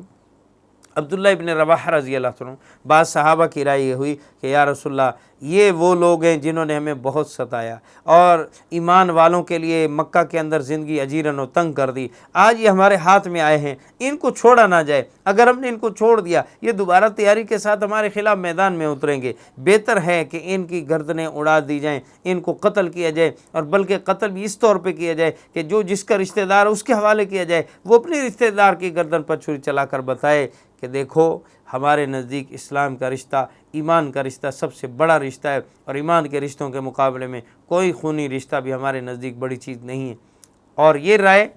اللہ رب العزت کو بہت پسند آئی، اور جن لوگوں نے فدیے کے بارے میں کہا اللہ تعالیٰ نے اس رائے کو ناپسند کرتے ہوئے اور پھر ان کی رائے پر ان کو معافی بھی دے دی۔ فرمایا ما کان لنبی ان یکون له اسرا حتی یسخن فی الارض، نبی کے شان نہیں کہ اس کے پاس قیدی ہوں یہاں تک کہ وہ زمین کو خون سے رنگین کر دے۔ تریدون عرض الدنیا، کیا آپ دنیا کا سامان چاہتے ہیں؟ یعنی آپ فدیہ لیں گے اور ان کو چھوڑیں گے تو اس سے تو لگے گا کہ شاید مال حاصل کرنے کے لیے قیدی بنائے تھے۔ واللہ یرید الآخرہ، اللہ آپ کے لیے آخرت کا ارادہ کرتے ہیں۔ واللہ عزیز حکیم، اللہ بڑے غلبے والے حکمت والے ہیں۔ لولا کتاب من اللہ سبق لمسکم فیما اخذتم عذاب عظیم، فرمایا اگر اللہ کی طرف سے بات طے نہ ہوتی کتاب میں تو آپ کو ضرور سخت عذاب پہنچ جاتا اس مال لینے کی وجہ سے جو آپ نے فدیہ لیا ہے۔ اب یہاں پر حضرات مفسرین فرماتے ہیں یہ جو فرمایا لولا کتاب من اللہ، اللہ کی طرف سے اگر لکھا ہوا نہ ہوتا، لکھے ہوئے سے کیا مراد ہے؟ یعنی تقدیر میں یہ لکھا ہوا نہ ہوتا کہ ان کو معافی ملنی ہے، یا لکھے ہوئے سے مراد یہ ہے کہ آپ کو مشورے کی اجازت دینے کا لکھا ہوا نہ ہوتا تو آپ کو عذاب پہنچتا، یا کثرت رائے کے ساتھ جو فیصلہ کیا جائے گا وہ معتبر ہے، یہ لکھا ہوا نہ ہوتا تو آپ کے اس غلط فیصلے پر ضرور عذاب عظیم پہنچتا۔ اور اسی طرح نبی کریم صلی اللہ علیہ وسلم کی موجودگی میں کوئی عذاب نہیں آئے گا، یہ بھی لکھا ہوا تھا۔ اس اعتبار سے فرمایا اگر یہ لکھا نہ ہوتا کہ نبی کی موجودگی میں عذاب نہیں آئے گا تو تمہیں ضرور عذاب پہنچتا۔ فَكُلُوا مِمَّا غَنِمْتُمْ حَلَالًا طَيِّبًا وَاتَّقُوا اللَّهَ إِنَّ اللَّهَ غَفُورٌ رَحِيمٌ۔ ہاں، اب جو مال لے لیا ہے وہ مال غنیمت تمہارے لیے حلال ہے، اس کو کھاؤ اور اللہ سے ڈرو، آئندہ کے بارے میں محتاط رہو، اللہ بڑے غفور و رحیم ہیں، بخشنے والے ہیں، اللہ نے تمہیں معاف کر دیا۔ یعنی پچھلی بات معاف ہے لیکن آئندہ ایسا نہ کیا جائے، اس بات پر تنبیہ کر دی گئی حضرات صحابہ کو جنگی قیدیوں کے حوالے سے۔ یا ایھا النبی قل لمن فی ایدیکم من الاسری ان یعلم اللہ فی قلوبکم خیرا یؤتکم خیرا مما اخذ منکم ویغفر لکم۔ یہاں پہ جنگی قیدیوں کے حوالے سے ایک اور مسئلہ تھا، وہ یہ تھا کہ بعض قیدیوں نے اس موقع پر آ کر کہا کہ ہم ایمان قبول کرتے ہیں، ہم مسلمان ہوتے ہیں، ہم سے فدیہ نہ لو، ہم پیسے نہیں دیتے بلکہ ایمان قبول کرتے ہیں۔ اب ان کا اس موقع پر ایمان قبول کرنا چونکہ ایک مشتبہ چیز تھی، اور ان کے دیکھا دیکھی سارے لوگ کہہ دیں کہ ہم فدیہ نہیں دیتے، ہم ایمان قبول کرتے ہیں، ایمان قبول کرتے ہیں، اور بعد میں جا کر اپنے ایمان سے مکر جاتے۔ تو اللہ تعالیٰ نے اس کے بارے میں قانون یہ نازل فرمایا کہ اب اس وقت جب جنگ کی حالت میں یہ قیدی بن کر آپ کے پاس آئے ہیں، اب ایمان کا یہ جو دعویٰ کر رہے ہیں ان کے ایمان کا آپ اعتبار نہ کرو، اور ان کو یہ کہہ دو کہ اگر واقعی تم مخلصانہ طور پہ ایمان لائے ہو تو اللہ کا تم سے وعدہ یہ ہے کہ اس موقع پر تمہیں فدیہ تو دینا پڑے گا، اللہ تم سے وعدہ کرتے ہیں کہ اس فدیہ سے زیادہ اللہ تعالیٰ تمہیں عطا کرے۔ اس میں ان جنگی قیدیوں میں نبی کریم صلی اللہ علیہ وسلم کے چچا حضرت عباس رضی اللہ عنہ بھی تھے، اور وہ بھی اپنا اسلام اس وقت ظاہر کر رہے تھے، تو ان کو بھی یہی وعدہ کیا گیا کہ آپ کو اس وقت تو دینا پڑے گا، ہاں بعد میں اللہ تعالیٰ اس کے بدلے میں آپ کو زیادہ دیں گے۔ تو حضرت عباس رضی اللہ عنہ فرمایا کرتے تھے جتنا کچھ میں نے فدیہ دیا تھا واقعی اس سے کئی گنا بڑھ کر اللہ تعالیٰ نے مجھے دے دیا، جو اللہ نے وعدہ کیا تھا اس موقع پر تو دو، لیکن اللہ تمہیں بڑھا کر دے دیں گے۔ اور وَإِن يُرِيدُوا خِيَانَتَكَ فَقَدْ خَانُوا اللَّهَ مِن قَبْلُ، اور اگر یہ خیانت کے طور پر کہہ رہے ہیں اور مال سے بچنے کے لیے ایسا کر رہے ہیں تو یاد رکھیں اس سے پہلے اللہ کے ساتھ بھی یہ خیانت کر چکے ہیں، اللہ کے وعدوں کو بھی یہ توڑ چکے ہیں، لہٰذا ان کی پرواہ نہ کریں۔ اس کے بعد اللہ تعالیٰ نے ایمان والوں کی دو ایمان والوں کی قسمیں بیان فرمائیں۔ بعض ایمان والے وہ ہیں جنہوں نے ایمان بھی قبول کیا اور ہجرت بھی کی، اللہ کی راہ میں جہاد بھی کیا، اور بعض ایمان والے وہ تھے جو ایمان تو لائے تھے لیکن وہ مکہ سے ہجرت کر کے مدینہ تک نہیں آئے۔ تو اللہ تعالیٰ فرماتے ہیں کہ اصل میں جو کامل مومن ہے وہ وہی ہیں جو ہجرت بھی کر چکے ہیں اور اپنی جانوں مالوں سے اللہ کی راہ میں جہاد بھی کر رہے ہیں۔ ان الذین آمنوا وہاجروا وجاہدوا باموالہم وانفسہم فی سبیل اللہ، فرمایا بے شک وہ لوگ جو ایمان لائے جنہوں نے ہجرت کی اور اپنے مال اور جان سے اللہ کی راہ میں جہاد کیا ہے، اور اسی طرح والذین آووا ونصروا، وہ لوگ جنہوں نے ان کو ٹھکانہ دیا اور اللہ کے دین کی نصرت کی، انصار، اولئک بعضهم اولیاء بعض، یہ بعض کے ولی ہیں۔ والذین آمنوا ولم یہاجروا، اور ان کے مقابلے میں وہ جو ایمان لائے لیکن ہجرت نہیں کی، ما لکم من ولایۃ من شیء حتی یہاجروا، ان کو آپ کے ساتھ کوئی ولایت اور رشتہ داری نہیں ہے یہاں تک کہ وہ ہجرت نہ کریں۔ تو ہجرت سے پہلے ان کے لیے حکم یہ بیان کیا گیا کہ ان کے ساتھ میراث کا اور وراثت و ولایت کا تعلق نہیں ہے۔ ہاں، مسلمان جو ہجرت کر کے آئے اور جو نصرت کرنے والے انصار اور مہاجرین یہ آپس میں رشتہ دار ہوں گے، لہٰذا ان کی میراث آپس میں یوں تقسیم ہوگی اور یہی آپس میں ایک دوسرے کے ولایت اور رشتہ دار بنیں گے۔ البتہ اتنی بات ہے وَإِنِ اسْتَنْصُرُوكُمْ فِي الدِّينِ فَعَلَيْكُمُ النَّصْرُ، اگر وہ مکہ والے مسلمان جو کمزور مسلمان ہیں کہ ہجرت نہیں کر رہے، ہجرت فرض تھی پھر بھی ہجرت نہیں کر رہے، تو فرمایا اگر وہ تمہیں مدد کے لیے پکاریں تو تمہارے اوپر دین کی وجہ سے ان کی مدد کرنا لازم ہے۔ ہاں الا علی قوم بینکم وبینہم میثاق، لیکن وہ ایسی قوم کے خلاف تم سے مدد نہ مانگیں کہ جن کے ساتھ تمہارا امن معاہدہ ہو چکا ہے۔ واللہ بما تعملون بصیر، اور اللہ تعالیٰ خوب جانتے جو تم عمل کر رہے ہو۔ والذین کفروا بعضهم اولیاء بعض، اور اسی طرح کافر بعض کے ولی ہیں،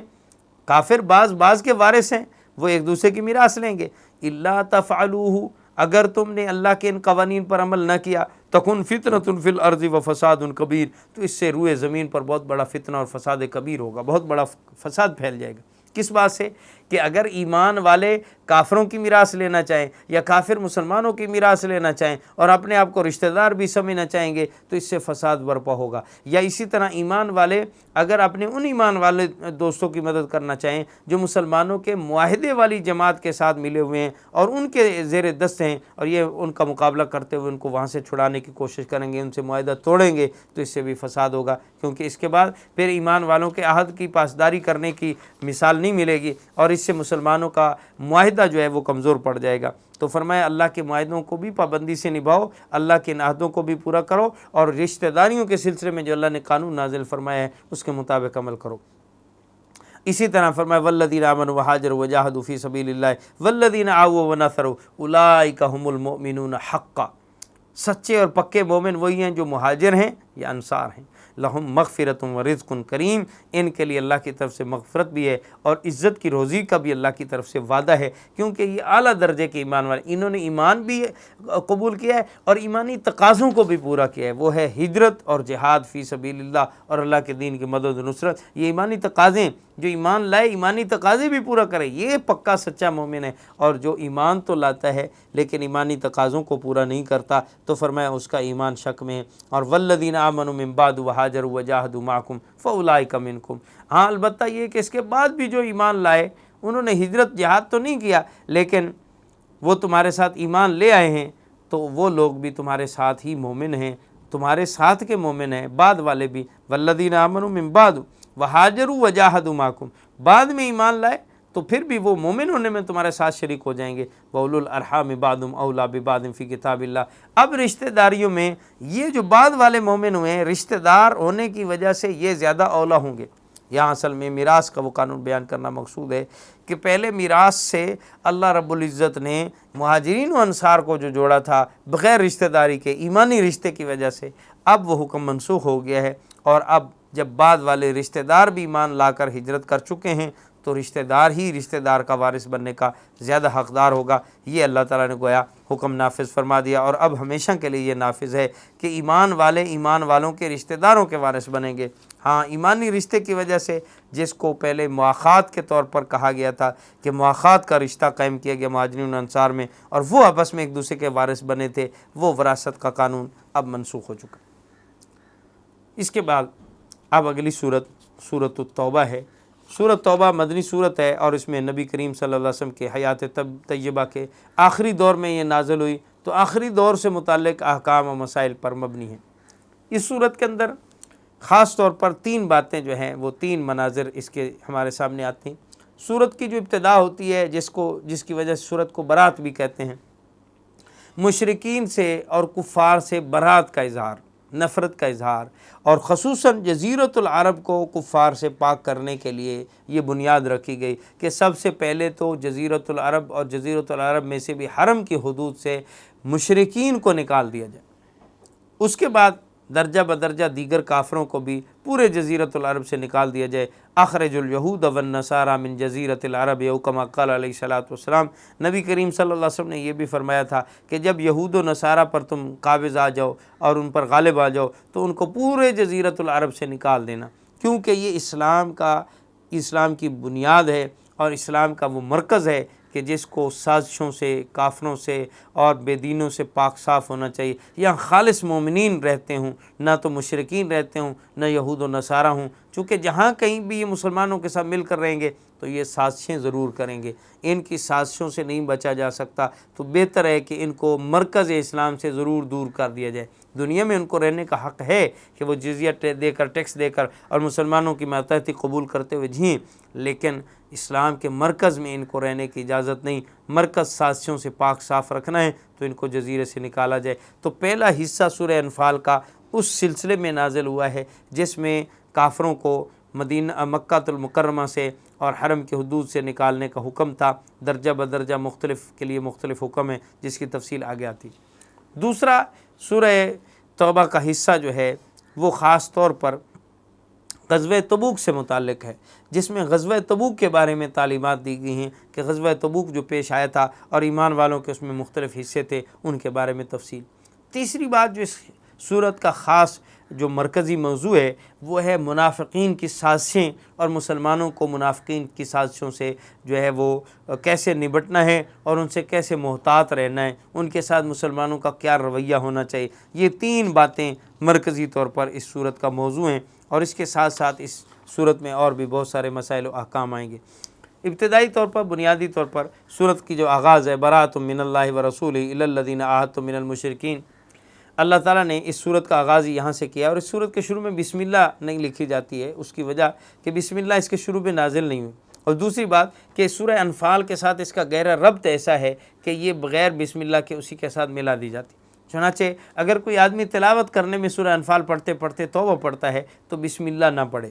اور اگر کوئی آغاز ہی سورہ توبہ سے کرتا ہے تو پھر وہ آغاز تلاوت والی بسم اللہ پڑھے گا، آغاز سورت والی بسم اللہ نہیں پڑھے گا۔ لہٰذا اس کے شروع میں بسم اللہ نہ ہونے کی ایک وجہ کہ اس کا پچھلی صورت کے ساتھ اتصال ہے، اور دوسرا بسم اللہ نہ پڑھنے کا شروع میں مشرکین سے بیزاری و نفرت کا اظہار ہے، اور اس نفرت کے اظہار میں بسم اللہ کو چھوڑ دیا گیا، کیونکہ بسم اللہ برکت کی چیز ہے، رحمت کی چیز ہے، اور مشرکین کا تذکرہ یہ نفرت پر مبنی تھا، تو رحمت اور نفرت دونوں کو ملانے سے بچانے کے لیے بسم اللہ چھوڑ دی، نفرت کا اظہار کرتے ہوئے اللہ بری ہیں، اللہ کے رسول بیزار ہیں مشرکین سے۔ الذین عاہدتم من المشرکین، جن مشرکین سے تم عہد کر چکے ہو، معاہدہ کر چکے ہو، فسیحوا فی الارض اربعۃ اشہر، ان لوگوں کو 4 ماہ کے لیے مہلت دے دو کہ 4 ماہ یہ پھریں، اور اس کے بعد ان کو یہاں سے نکلنے کا حکم سنا دو۔ وَآذَانٌ مِّنَ اللَّهِ وَرَسُولِهِ إِلَى النَّاسِ يَوْمَ الْحَجِّ الْأَكْبَرِ، اور فرمائے اعلان کر دو اللہ رسول کی طرف سے لوگوں کی طرف حج اکبر والے دن۔ حج اکبر سے مراد بڑا حج ہوتا ہے، اور حج اصغر سے مراد عمرہ ہوتا ہے۔ عام طور پر جو بعض لوگوں کے ہاں مشہور ہو گیا ہے کہ حج اکبر اس حج کو کہتے ہیں جو جمعے والے دن ہوں، یہ غلط فہمی پر مبنی ہے، اس کی کوئی حقیقت نہیں۔ حج اکبر اصل میں حج کو کہتے ہیں، حج اصغر اصل میں عمرہ کو کہتے ہیں۔ عمرہ کو بھی حج کا درجہ دیا گیا ہے، اور اس عمرہ کرنے والے کو بعض اوقات حاجی بھی کہا جاتا ہے اسی نسبت سے کہ وہ حج اصغر کرنے والا ہے۔ تو اللہ تعالیٰ نے حج اکبر میں اعلان کرنے کا جو حکم دیا تھا، دراصل یہ وہ حج ہے جو سن 9 ہجری میں حضرت صدیق اکبر رضی اللہ عنہ کی عمارت میں ہوا۔ آپ امیر الحجاج تھے، حضرت علی رضی اللہ عنہ کو یہ آیات دے کر نبی کریم صلی اللہ علیہ وسلم نے اعلان کے لیے بھیجا تھا۔ یہ پہلے سے روایت اسی طرح چلی آ رہی تھی کہ جب کسی معاہدے کو ختم کرنا ہوتا تھا تو یا تو وہ خود آدمی جا کر اعلان کرتا، یا اپنے کسی عزیز و رشتہ دار کو کھڑا کرتا کہ ہماری طرف سے یہ اعلان کر دو کہ فلاں قبیلے کے ساتھ جو ہمارا معاہدہ تھا، امن معاہدہ تھا، وہ اب ختم ہو گیا، اس کا اعلان کر دیا جائے۔ تو چونکہ حج کا موقع اس کے لیے سمجھا جاتا تھا، اسی لیے آپ علیہ السلام نے حضرت علی رضی اللہ عنہ جو آپ کے رشتہ دار بھی تھے، آپ نے ان کو یہ خط دے کر، پیغام دے کر بھیجا کہ مشرکین سے بیزاری کا اعلان کر دو۔ اب اس سلسلے میں مشرکین کی مختلف قسمیں تھیں۔ پہلی قسم ان مشرکین کی تھی کہ جن کے ساتھ مسلمانوں نے جنگ بندی کا کوئی معاہدہ تو نہیں کیا تھا، لیکن وہ مسلمانوں کے ساتھ کوئی لڑائی میں بھی کسی جگہ شریک نہیں تھے۔ تو ایسے لوگوں کو 4 ماہ کی مہلت دی گئی کہ 4 مہینے ان کو مہلت دے دو، یا اپنا انتظام کر لیں، اسلام کے بارے میں کچھ جانچنا ہے تو دیکھ لیں، ایمان قبول کر لیں، یا پھر جزیرہ عرب سے نکل جائیں۔ دوسری قسم ان مشرکین کی تھی جن سے جنگی معاہدہ تو تھا لیکن اس کی کوئی مدت متعین نہیں تھی، ان لوگوں کو بھی 4 ماہ کی مہلت دی گئی کہ 4 ماہ کے اندر اندر یہ جزیرۃ العرب کو خالی کر دیں۔ تیسری قسم ان مشرکین کی تھی جن کے ساتھ نبی کریم صلی اللہ علیہ وسلم نے معاہدہ کیا اور انہوں نے معاہدے کی خلاف ورزی کی، بدعہدی کی، معاہدے کو توڑ دیا، تو نبی کریم صلی اللہ علیہ وسلم نے ان کے معاہدہ توڑنے کے نتیجے میں، جیسے صلح حدیبیہ ہوئی، یہ معاہدہ تھا، انہوں نے توڑا، تو اس کے نتیجے میں آپ علیہ السلام نے مکہ پر جو ہے وہ اعلانیہ طور پہ چڑھائی کا اعلان کیا، اور مکہ فتح ہوا۔ اور مکہ فتح ہونے کے بعد اب ان کو مہلت نہیں دی جانی چاہیے تھی، چونکہ یہ پہلے ہی عہد توڑ چکے، لیکن چونکہ جس وقت یہ اعلان ہو رہا تھا وہ ذی الحجہ کا مہینہ تھا، اور اس کے بعد محرم کا مہینہ، اور یہ مہینے اشہر حرم تھے، تو ان کے بارے میں یہ کہا گیا کہ ان کو حرمت والے مہینوں میں مہلت دے دو، اور حرمت والے مہینوں کے بعد ان کے ساتھ بھی معاملہ صاف ہے کہ ان کو بھی نکل جانے کا یا ان کے ساتھ جنگ کرنے کا اعلان ہوگا۔ اور چوتھی قسم ان مشرکین کی تھی جن کے ساتھ امن معاہدہ بھی تھا، اور انہوں نے معاہدے کی پاسداری بھی کی تھی، اور معاہدہ بھی ایک مخصوص مدت کے لیے تھا، اور وہ مدت ابھی پوری نہیں ہوئی تھی، تو ان کے بارے میں حکم یہ دیا گیا کہ جب تک ان کے ساتھ معاہدے کی مدت پوری نہیں ہو جاتی اس وقت تک ان کو مہلت دو۔ یہ تو ان 4 قسم کے مشرکین کے ساتھ معاملہ تھا۔ اس کے بعد یہ تھا کہ بعض وہ لوگ تھے جن کی ان میعاد میں، جن کو 4 ماہ کی مہلت دی گئی، جن کو اشہر حرم کی مہلت دی گئی، جن کو مدت متعین کی مہلت دی گئی، یہ پوری ہونے کے بعد بھی انہوں نے کہا کہ ہمیں مزید کچھ وقت دیا جائے، مزید مہلت دی جائے۔ اللہ رب العزت نے حکم دیا کہ اگر مشرکین آپ سے مزید یہاں ٹھہرنے کے لیے اجازت طلب کریں تو آپ ان کو اجازت دے دیں۔ اور اس سلسلے میں جو بعض لوگوں کو یہ باتیں تھیں کہ ہم ان لوگوں کو یہاں سے کیوں نکال رہے ہیں، جیسا کہ اب غیر مسلم لوگوں کی طرف سے بھی یہ اعتراضات ہیں کہ نبی کریم صلی اللہ علیہ وسلم کے بارے میں جب آپ فاتحانہ مکہ پہ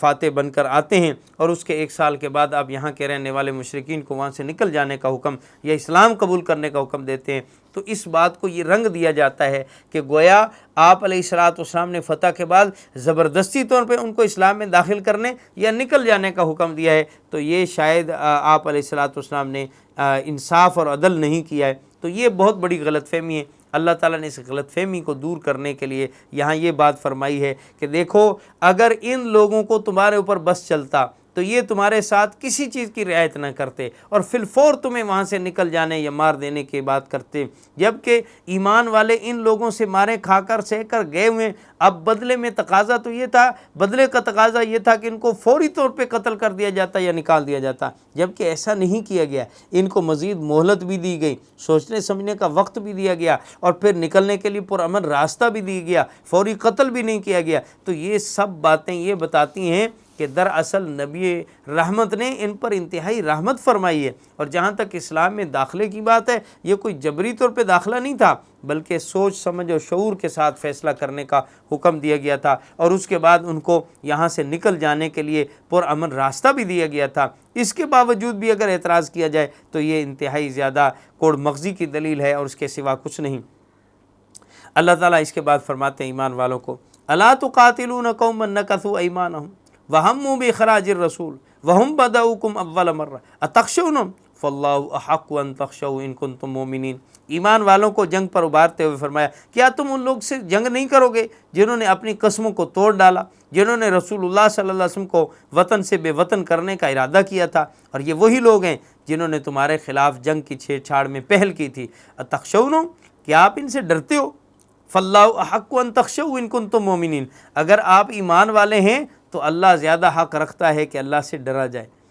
قاتلوہم یعذبہم اللہ بایدیکم، ان کافروں مشرکوں سے جو آپ کے کسی معاہدے میں بھی نہیں آتے، کسی امن کی بات پہ بھی نہیں آتے، ایمان بھی نہیں قبول کرتے، آپ ان سے قتال کریں، اور اللہ چاہتے ہیں کہ آپ کے ہاتھوں سے اللہ ان کو سزا دے۔ اللہ چاہتے تو براہ راست ان کافروں مشرکوں کو خود ہی ہلاک کر دیتے۔ پھر جنگ کا فلسفہ کیا ہے؟ جہاد اللہ کیوں ایمان والوں سے کرانا چاہتے؟ اللہ تعالیٰ نے یہاں اس کے مقاصد بیان فرمایا قاتلوہم یعذبہم اللہ، اللہ ان کو تمہارے ہاتھوں سے عذاب دینا چاہتا ہے، ویخزہم، ان کو ذلیل کرنا چاہتا ہے، وینصرکم علیہم، اور اللہ تمہاری ان کے خلاف مدد کرنا چاہتا ہے، ویشفی صدور قوم مؤمنین، اور اللہ ایمان والوں کے سینوں کو ٹھنڈا کرنا چاہتا ہے۔ ایمان والوں کے سینے اپنے ہاتھ سے ان کو مار کر ٹھنڈے ہوں گے۔ وَيُذْهِبْ غَيْظَ قُلُوبِهِمْ، اور اللہ تعالیٰ ایمان والوں کے غیظ و غضب کو ایمان والوں کے دلوں سے نکال دینا چاہتا ہے۔ وَيَتُوبُ اللَّهُ عَلَىٰ مَن يَشَاءُ وَاللَّهُ عَلِيمٌ حَكِيمٌ، اور اللہ بڑا علم والا، حکمت والا ہے، جس کی چاہے اللہ توبہ بھی قبول کر لیتا ہے، لہٰذا اگر ان میں سے کوئی تائب ہو جائے آپ بھی ان کو معاف کر دیں تو کوئی بات نہیں۔ تو یہ تو تھا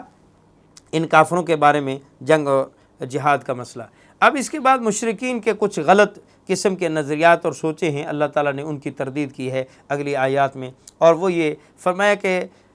مشرکین نے یہ باتیں آپس میں پھیلانا شروع کر دیں کہ ہم ایمان والوں سے زیادہ بہتر ہیں، اس وجہ سے کہ ہم بیت اللہ کی تعمیر کرتے ہیں، ہم حاجیوں کو پانی پلاتے ہیں، ہم مسجد حرام کی تعمیر کر رہے ہیں، اس کی عمارت کی دیکھ بھال کرتے ہیں، حاجیوں کا خیال کرتے ہیں، ہم اتنے اچھے اچھے نیک کام کرتے ہیں، تو ہمارے یہ کام زیادہ بہتر ہیں یا مسلمانوں کا صرف ایمان قبول کرنا اور رسول اللہ صلی اللہ علیہ وسلم پر ایمان لے آنا یا جہاد کرنا، ہجرت کرنا، یہ ان کے کام زیادہ بہتر ہیں یا ہمارے یہ نیکی کے کام اچھے ہیں؟ اب یہ انہوں نے تقابل پیش کیا، تو اللہ تعالیٰ نے اس کے جواب میں فرمایا ما کان للمشرکین ان یعمروا مساجد اللہ شاہدین علی انفسہم بالکفر۔ اللہ فرماتے ہیں مشرکین کے لیے تو یہ بات مناسب ہی نہیں ہے کہ وہ اللہ کے گھروں کو تعمیر کریں، شاہدین علی انفسہم بالکفر، حالانکہ وہ اپنے اوپر کفر کو گواہ بنائے ہوئے ہیں۔ اولئک حبطت اعمالہم، اور یہ ان کے کفر کی وجہ سے ان کے تو اعمال سارے برباد ہیں، وفی النار ہم خالدون، اور یہ تو ہمیشہ جہنم میں رہیں گے۔ اگر انہوں نے ظاہر دکھانے میں کوئی مسجد حرام کی تعمیر کی ہے، کوئی بیت اللہ کا رکھ رکھاؤ کرتے ہوئے کوئی دیکھ بھال کرنے کا خیال کیا بھی ہے، حاجیوں کو کوئی پانی پلایا ہے، تو یہ اپنے معاشرے کے اندر اپنے آپ کو باوقت بننے کے لیے کیا ہے، اور اس کی وجہ سے جب ان کے اندر ایمان ہی نہیں ہے تو یہ ان کی نیکی اللہ کی بارگاہ میں قبول ہی نہیں، اور جب قبول نہیں ہے تو اس نیکی کی کیا قیمت؟ کچھ بھی نہیں۔ ہاں اللہ کی مسجدوں کی تعمیر کے اصلی حقدار کون ہیں؟ انما یعمر مساجد اللہ من آمن باللہ والیوم الآخر واقام الصلاۃ وآت الزکاۃ۔ فرمایا اللہ کی مسجدوں کی تعمیر کرنے والے اصلی حقدار وہ لوگ ہیں جو اللہ پر ایمان رکھتے ہیں، آخرت پر ایمان رکھتے ہیں، نمازیں قائم کرتے ہیں، زکوٰۃ ادا کرتے ہیں، ولم یخش الا اللہ، اور اللہ کے سوا کسی سے نہیں ڈرتے۔ یہ لوگ ہیں مسجدوں کی اصل تعمیر کرنے کے حقدار۔ فرمایا فَعَسَىٰ أُولَٰئِكَ أَن يَكُونُوا مِنَ الْمُهْتَدِينَ، امید ہے کہ اللہ کی طرف سے یہی سیدھے راستے پر چلنے والے ہدایت یافتہ ہوں گے اور ہدایت یافتہ ہو کر جنت تک پہنچیں گے۔ اللہ رب العزت ان کی نیکی کو قبول فرمائیں گے۔ اعوذ باللہ من الشیطان الرجیم، بسم اللہ الرحمن الرحیم۔ اجعلتم سقایۃ الحاج وعمارۃ المسجد الحرام کمن آمن باللہ والیوم الآخر وجاہد فی سبیل اللہ لا یستوون عند اللہ واللہ لا یہدی القوم الظالمین۔ صدق اللہ العلی العظیم۔ سورہ توبہ کی آیت نمبر 19۔ مشرکین کے سوال کا جواب کہ ہم حاجیوں کو پانی پلاتے ہیں، مسجد حرام کی تعمیر کرتے ہیں، ہم اتنے اچھے اچھے کام کر رہے ہیں تو ہمیں برا کیوں سمجھا جاتا ہے؟ اللہ تعالیٰ فرماتے ہیں اجعلتم سقایۃ الحاج و عمارۃ المسجد الحرام، کیا تم لوگوں نے حاجیوں کو پانی پلانے اور مسجد حرام کے آباد رکھنے کو اس شخص کے اعمال جیسا سمجھ رکھا ہے؟ کمن آمن باللہ والیوم الآخر وجاہد فی سبیل اللہ، جو اللہ پہ ایمان لایا، آخرت پہ ایمان رکھتا ہے، اللہ کی راہ میں جہاد کرتا ہے۔ لا یستوون عند اللہ، اللہ کے نزدیک یہ دونوں برابر نہیں ہیں۔ واللہ لا یہدی القوم الظالمین، اللہ ان ظالموں کی قوم کو ہدایت نہیں دیتے۔ الذین آمنوا وہاجروا وجاہدوا فی سبیل اللہ باموالہم وانفسہم، وہ لوگ جو ایمان لائے، جنہوں نے ہجرت کی، اللہ کی راہ میں اپنے جان و مال سے جہاد کیا، اعظم درجۃ عند اللہ، یہ اللہ کے ہاں بہت بلند درجے والے ہیں۔ اولئک هم الفائزون، یہی لوگ کامیاب ہیں۔ یعنی ایمان لانا یہ بڑی چیز ہے، ایمان اور اعمال صالح کی توفیق ملنا یہ بڑی چیز ہے، اور بغیر ایمان کے صرف حاجیوں کو پانی پلانا یا مسجد کی تعمیر، فرمایا یہ کوئی معنی نہیں رکھتا، بلکہ اس سے تو ان کے اعمال برباد ہو رہے ہیں۔ ایمان سب سے بڑی چیز ہے، ایمان کے بغیر ان چیزوں کی حقیقت نہیں۔ بے شک اپنی سطح پر حاجیوں کو پانی پلانا بھی نیکی کا کام ہے، مسجد حرام یا کسی بھی مسجد کی تعمیر کرانا نیکی کا کام ہے، لیکن اگر یہ بغیر ایمان کے کیا جائے گا تو پھر اس کی اللہ کے ہاں کوئی قدر و منزلت نہیں ہے۔ فرمایا یبشرہم ربہم برحمۃ منہ ورضوان وجنات لہم فیہا نعیم مقیم، اللہ تعالیٰ ان ایمان والوں کو جو اللہ کی راہ میں ہجرت بھی کریں، جہاد بھی کریں، اپنا جان بھی لگائیں، اپنا مال بھی لگائیں، سب کچھ اللہ کے لیے قربان کر دیں، ان کے بارے میں اللہ بشارت دیتے ہیں کہ اللہ کی رحمتیں ان پر، اللہ کی رضا ان کے لیے، اللہ کی طرف سے باغات اور جنتیں ان کے لیے ہمیشہ رہنے والی، اور ہمیشہ ہمیشہ کے لیے جنت میں رہیں گے، اور ان کو بہت بڑا اللہ کی طرف سے اجر عظیم ملے گا۔ اب ایمان والوں کی ایک اور آزمائش کا ذکر اگلی آیات میں فرمایا کہ ایمان والوں سے کہہ دیں یا ایھا الذین آمنوا لا تتخذوا آباءکم واخوانکم اولیاء ان استحبوا الکفر علی الایمان۔ ایمان کا مقابلہ جب رشتہ داروں کے ساتھ خونی رشتوں کا مقابلہ آ جائے، ان کا آپس میں تقابل اور ٹکر آ جائے، ایک طرف ایمان ہے، دوسری طرف رشتہ داری ہے، کس کو اہمیت دی جائے؟ اللہ تعالیٰ فرماتے اے ایمان والو لا تتخذوا آباءکم و اخوانکم اولیاء، اپنے والدین کو، اپنے آباء و اجداد کو اور اپنے بھائیوں کو بھی ایمان کے مقابلے میں ترجیح مت دو، ان کو اپنا ولی مت سمجھو۔ ان استحب الکفر علی الایمان، اگر انہوں نے کفر کو ایمان کے مقابلے میں ترجیح دے رکھی اور پسند کر رکھا ہے، وہ کافر ہیں۔ اگر تمہارے والدین کافر ہیں، اگر تمہارے بھائی کافر ہیں اور وہ کفر کو پسند کیے ہوئے ہیں اور تم ایمان لا چکے ہو، تو اب ایمان کے مقابلے میں ان رشتوں کو کوئی اہمیت نہ دو۔ وَمَن يَتَوَلَّهُم مِّنكُمْ فَأُولَٰئِكَ هُمُ الظَّالِمُونَ، فرمایا جو ان کے کفر کے باوجود ان کو اپنا سرپرست بنائے گا، ان کو اپنا ولی بنائے گا، ان کو اپنا سرپرست و رشتہ دار سمجھے گا، فرمایا یہ بھی انہی ظالموں میں شمار ہوگا۔ قُلْ إِنْ كَانَ آبَاؤُكُمْ وَأَبْنَاؤُكُمْ وَإِخْوَانُكُمْ وَأَزْوَاجُكُمْ، فرمایا آپ ان کو کہہ دیں اگر تمہارے آباء و اجداد، تمہاری اولادیں، تمہارے بھائی، تمہاری بیویاں، تمہارے رشتہ دار، تمہارے وہ مال جن کے ایک طرف تم ہوا، جن کو تم کماتے ہو، وَتِجَارَةٌ تَخْشَوْنَ كَسَادَهَا، اور وہ تمہاری تجارتیں جن کے مندہ پڑنے کا تمہیں خطرہ رہتا ہے، وَمَسَاكِنُ تَرْضَوْنَهَا، اور تمہارے محبوب گھر، احب الیکم، اگر تمہیں یہ زیادہ محبوب ہیں اللہ سے، اس کے رسول سے، اللہ کی راہ میں جہاد کرنے سے، فَتَرَبَّصُوا حَتَّى يَأْتِيَ اللَّهُ بِأَمْرِهِ، تو پھر انتظار کرو اللہ کے عذاب آنے کا۔ یعنی اللہ کے نزدیک ایمان، اللہ کے رسول صلی اللہ علیہ وسلم کی محبت، اللہ کی محبت اور جہاد فی سبیل اللہ، یہ وہ بڑے اعمال ہیں، ان کے مقابلے میں یہ رشتہ داریاں، یہ مال، یہ دولت، یہ گھر، یہ کوئی چیز نہیں ہو، کوئی حیثیت نہیں رکھتے، ان کو دوسرے درجے میں رکھو۔ یعنی اللہ رسول کے ساتھ محبت اور جہاد فی سبیل اللہ کی محبت یہ غالب رہے، اور اس کے تابعیت میں اگر اللہ مکان بھی دے، اگر اللہ مال بھی دے، اگر اللہ اولاد بھی دے، والدین رشتہ دار بھی دے، ان کے ساتھ تعلق بھی ہو، لیکن وہ ہوں بھی ایمان والے، تو پھر یہ بات درست ہے اور ان چیزوں کو نبھانا بھی ٹھیک ہے۔ لیکن اگر ان چیزوں اور رشتوں کو ہم نے فوقیت دے دی اور ایمان کی قدر و منزلت گھٹا دی، اللہ رسول کی محبت کو پس پش ڈال دیا، تو یاد رکھیے پھر اللہ تعالیٰ یہاں پر وعید سنا رہے ہیں کہ پھر اللہ کے فیصلے کا انتظار کرو، یعنی عذاب کا انتظار کرو۔ اور اس کے بعد اللہ تعالیٰ نے اپنی مدد و نصرت کا ایک واقعہ سنایا ہے کہ جس کے ذریعے سے اللہ کی مدد و نصرت کیسے آتی اور بے سر و سامانی کے عالم میں اللہ تعالیٰ کیسے مدد کرتے ہیں، اور ساز و سامان کے اوپر بھروسے کے موقع پر اللہ تعالیٰ کیسے آدمی کے تمام جو ہے وہ خیالات غلط ثابت کر دیتے ہیں۔ فرمایا لقد نصرکم اللہ فی مواطن کثیرہ، اللہ تمہاری مدد کر چکا ہے کتنے ہی موقعوں پر، ویوم حنین، خاص طور پر حنین کے دن، اذ اعجبتکم کثرتکم فلن تغنی عنکم شیئا، جس دن کہ تمہیں اپنی کثرت پر بہت غرور ہو رہا تھا، تم اپنی کثرت پر گھمنڈ میں مبتلا تھے، مگن تھے اس میں، لیکن تم پر تمہاری اس کثرت نے تمہیں کچھ فائدہ نہ دیا۔ وضاقت علیکم الارض بما رحبت، زمین اپنی تمام تر وسعتوں کے باوجود تم پر تنگ ہو گئی۔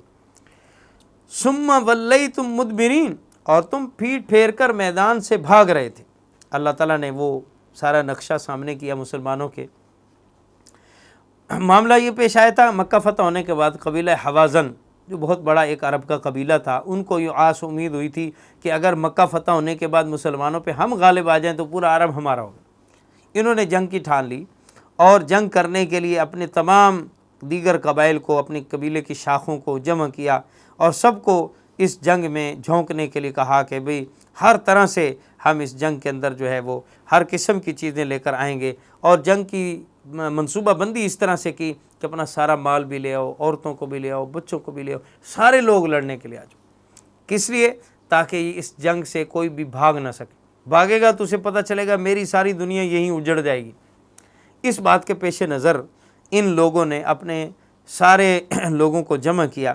اور ان کی تعداد کے بارے میں مختلف روایات ہیں کہ ان کی تعداد کتنی تھی۔ بعض حضرات نے یہ ذکر کیا ہے کہ ان کی تعداد 4000 تھی، اور مسلمانوں کی تعداد کے بارے میں کہ مسلمانوں کی تعداد اس جنگ میں 12000 تھی۔ اب ان کی تعداد 4000، مسلمانوں کی 12000، اس سے پہلے مسلمانوں کی اتنی برتری عددی طور پہ نہیں تھی۔ اس لیے اللہ تعالیٰ فرماتے ہیں اذ اعجبتکم کثرتکم، جب تمہیں اپنی کثرت بڑی بھلی لگ رہی تھی، ولن تغنی عنکم شیئا، لیکن اس کثرت نے تمہیں کچھ فائدہ نہ دیا۔ جنگ شروع ہوئی، ابتدائی طور پر مسلمانوں کو ظاہر ہے کہ اپنی تعداد کے اعتبار سے محسوس ہوا کہ ہم زیادہ ہیں، ہم بڑی آسانی سے ان کو مغلوب کر لیں گے، لیکن انہوں نے ایک چال چلی ہوئی تھی، وہ یہ کہ ایک وادی تھی جس وادی کے اندر جنگ ہونا طے پایا تھا، اور پہاڑوں کے ایک درے سے گزر کر جب اس کھلے میدان میں داخل ہوتے ہیں تو سامنے دشمن نے اپنی صفیں سجا رکھی تھی کہ اس طرف سے مسلمان درے میں سے داخل ہو کر ہمارے ساتھ لڑیں گے، تو اس پشت سے جس درے سے انہوں نے داخل ہونا تھا وہاں پر انہوں نے اپنے تیر اندازوں کو چھپایا ہوا تھا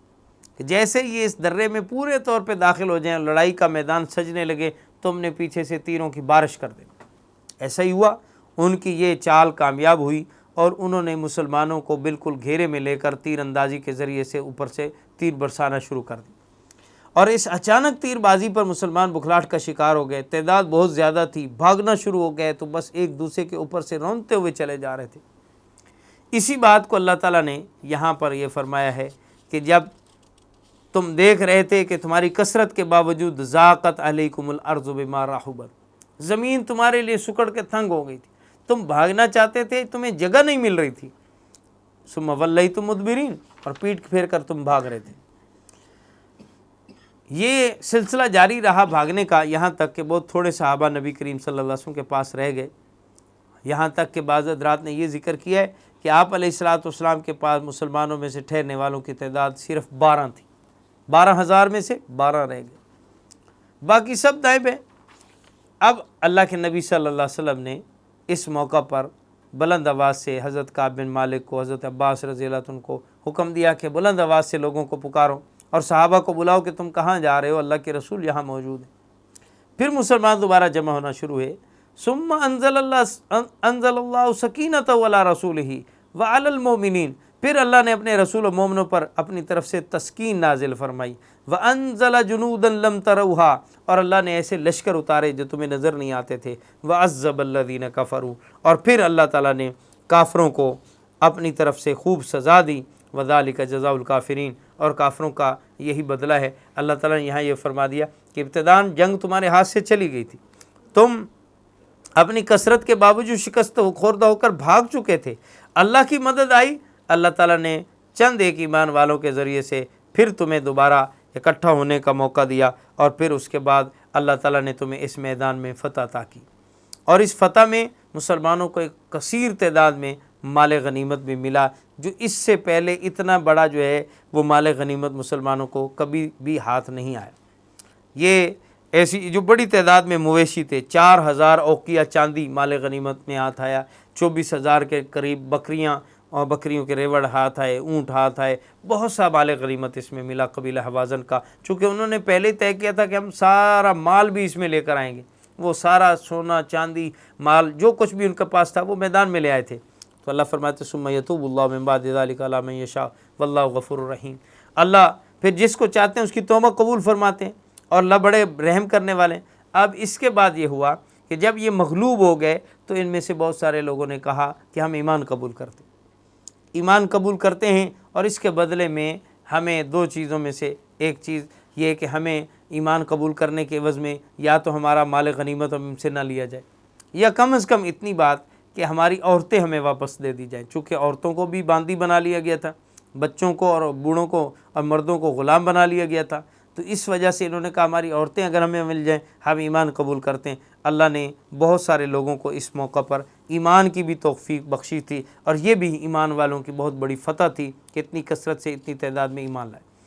تو یہ واقعہ پیش آیا غزوہ حنین کا، اور اس کے ذریعے اللہ تعالیٰ نے احساس دلایا کہ دیکھو مادی اسباب کی دنیا میں جب تم مال اور کثرت کی طرف جاؤ گے تو اس کے باوجود اللہ نے تمہیں شکست دے دی، اور جب تمہارا رجوع اللہ کی طرف بڑھا اللہ نے قلت کے باوجود تمہیں فتح دے دی، غلبہ دے دیا۔ تو ایک ایمان والے کا بھروسہ اللہ کی ذات پہ ہونا چاہیے، اشیاء اور اسباب اور چیزوں پر نہیں۔ آگے کافروں کے بارے میں حکم دیا، یا ایھا الذین آمنوا انما المشرکون نجس فلا یقربوا المسجد الحرام بعد عامہم ھذا، اے ایمان والو مشرک لوگوں کو تم مسجد حرام کے قریب نہ آنے دینا، کیونکہ مشرک نجس و ناپاک ہیں، سراپا ناپاکی ہیں، لہٰذا اس سال کے بعد مسجد حرام کے قریب نہ آنے پائے۔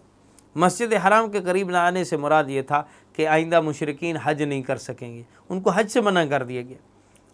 اور بعض حضرات نے اس سے یہ معنی لیا کہ کسی مشرک کو بھی حرم کی حدود میں داخلہ ممنوع ہے، تو یہ حقیقت نہیں ہے۔ دراصل یہاں حکم کا مقصود یہ ہے کہ حج نہیں کریں گے۔ اور اس کے بعد فرمایا وَإِنْ خِفْتُمْ عَيْلَةً فَسَوْفَ يُغْنِيكُمُ اللَّهُ مِنْ فَضْلِهِ إِنْ يَشَاء، اگر تمہیں خوف ہو کہ تم اس کی وجہ سے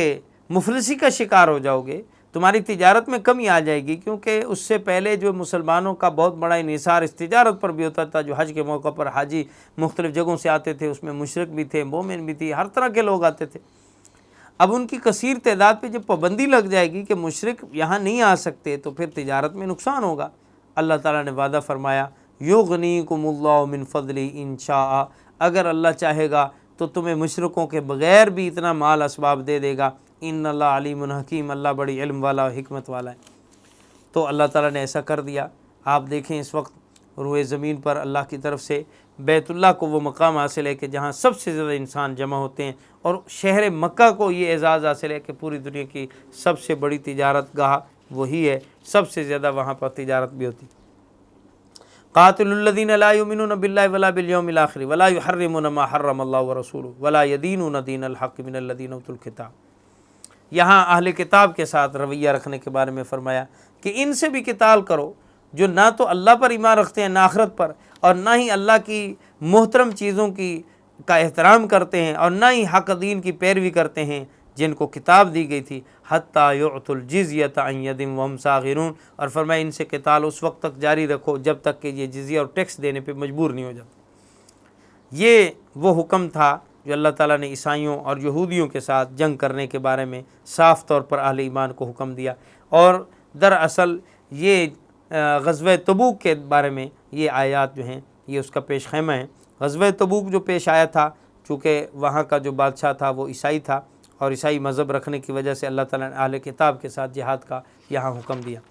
اب اس سلسلے میں پہلے تو یہودیوں کے اور عیسائیوں کے عقائد و نظریات سے مسلمانوں کو تنبیہ کی گئی کہ بھئی جن سے آپ جنگ کرنے جا رہے ہیں ان کے نظریات کیا ہیں، ان کی سوچ کیا ہے۔ آپ ان کو صرف اہل کتاب ہونا نہ دیکھیں، ان کے غلط اور مکروہ قسم کے عقائد و نظریات دیکھیں۔ وقالت الیہود عزیر ابن اللہ وقالت النصارى المسیح ابن اللہ ذلک قول بافواہہم یضاہئون قول الذین کفروا من قبل۔ اللہ فرماتے ہیں یہودیوں نے دعویٰ کیا کہ عزیر علیہ السلام اللہ کے بیٹے ہیں، عیسائیوں نے کہا عیسیٰ علیہ السلام اللہ کے بیٹے ہیں، اور یہ ان کے منہوں کی کہی ہوئی بات ہے، اس کی حقیقت کچھ نہیں۔ یضاہئون قول الذین کفروا من قبل، اصل میں یہ لوگ انہی پہلے لوگوں کی، پہلے کافروں کی اسی بات کر رہے ہیں، یہ ان کی اپنی بنائی بات نہیں ہے، یہ بھی پرانی کافروں کی چلی بات ہے۔ اور یہ جملہ جو ہے یہ قرآن کا یہ جملہ بھی معجزانہ جملہ ہے، اس لیے کہ کسی کے علم میں نہیں تھا کہ کیا اس سے پہلے بھی کچھ ایسے لوگ گزرے ہیں جو اللہ کی اولاد مانتے تھے۔ قرآن نے بتایا کہ اس سے پہلے بھی ایسی قومیں گزری ہیں، ایسے کافر لوگ گزرے ہیں جو اللہ کی اولاد مانتے تھے، اور پھر ان کافروں نے یعنی عیسائیوں اور یہودیوں نے اللہ کی اولاد مانی، اور انہوں نے بھی ویسا کیا۔ قاتلہم اللہ وَأَنَّىٰ یؤفکون، اللہ فرماتے ہیں اللہ کی مار و بربادی ہو ان کے لیے، یہ کیسے اوندے بہکے جا رہے ہیں۔ اتخذوا احبارهم ورهبانهم اربابا من دون اللہ والمسیح ابن مریم، اور فرمایا اس سے بھی بڑھ کر انہوں نے اپنے یہودی علماء اور اپنے راہبوں اور درویشوں کو بھی اپنا خدا بنا لیا تھا۔ والمسیح ابن مریم، اور مسیح ابن مریم کو بھی انہوں نے خدا بنا لیا۔ وما امروا الا لیعبدوا اللہ الہ واحد، ہاں حالانکہ اللہ نے تو انہیں صرف ایک اللہ کی عبادت کرنے کا حکم دیا، لا الہ الا ہو سبحانہ وما یشرکون، اللہ بہت بلند و بالا ان چیزوں سے کہ اللہ کا ان کو شریک ٹھہرایا جائے۔ یریدون ان یطفئوا نور اللہ بافواہہم ویأبی اللہ الا ان یتم نورہ ولو کرہ الکافرون۔ آگے اللہ تعالیٰ اسلام کے غلبے کے لیے فرماتے ہیں کافر چاہتے ہیں کہ وہ اسلام کے اس دین کے چراغ کو، روشنی کو بجھا دیں، اپنے منہوں سے اس چراغ کو بجھا دیں۔ اللہ نے ارادہ کر لیا ہے کہ اللہ ضرور اس نور کو کامل کر کے رہیں گے اور اس دین کو پھیلا کر رہیں گے، ولو کرہ الکافرون، اگرچہ یہ بات کافروں کو کتنی ناگوار، کتنی قابل نفرت نظر آئے۔ والذی ارسل رسولہ بالہدی ودین الحق لیظہرہ علی الدین کلہ، اللہ وہ ذات ہے جس نے اپنے نبی کو دین حق دے کر بھیجا ہے، اور اس لیے بھیجا ہے لیظہرہ علی الدین کلہ، تاکہ یہ دین سارے دینوں پر غالب آ جائے۔ ولو کرہ المشرکون، اگرچہ مشرکوں کو یہ بات کتنی ہی ناگوار گزرے۔ اور جہاں تک ان اہل کتاب کا تعلق ہے، کیا ان سے بھی اب ہدایت اور حق کی توقع ہے؟ اللہ تعالیٰ فرماتے ہیں کہ ان کے مذہبی پیشوا، مذہبی لوگ جب دین کے تاجر بن جائیں، دین بیچنا شروع کر دیں، تو اب ان سے حق و ہدایت کی کیا توقع ہے؟ اور یہ بات دراصل اہل ایمان کو بھی اس بات پر جھنجھوڑنے کے لیے ہے کہ اگر دیندار طبقے سے، اگر ایمان والوں میں سے جو نیک لوگ ہیں، اہل حق علماء میں سے بھی اگر عالم لوگ بھی اگر جو ہے وہ دین بیچنے پہ آ جائیں گے اور دین کی تجارت شروع کر دیں گے، تو پھر دین کا اللہ حافظ ہے۔ فرمایا یا ایھا الذین آمنوا ان کثیرا من الاحبار والرہبان، بے شک ان یہودیوں کے علماء اور عیسائیوں کے راہبوں میں سے بہت سارے ایسے لوگ ہیں لیأکلون اموال الناس بالباطل، جو ناحق طریقے سے لوگوں کا مال کھاتے ہیں، ویصدون عن سبیل اللہ، لوگوں کو اللہ کی راہ سے روکتے ہیں۔ والذین یکنزون الذھب والفضة ولا ينفقونها فی سبیل اللہ فبشرهم بعذاب علیم، فرمایا وہ لوگ جو سونے اور چاندیوں کو جمع رکھتے ہیں اور ان کو اللہ کے راستے میں خرچ نہیں کرتے، ان کو دردناک عذاب کی خوشخبری سنا دو۔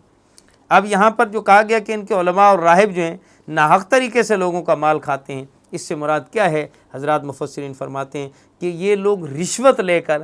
احکام کو بدل ڈالتے، لوگوں کی مرضی کا مسئلہ بتانے کے لیے ان سے پیسے لیتے کہ ہاں تمہاری مرضی کی بات ہم بتا دیتے ہیں، تمہیں صحیح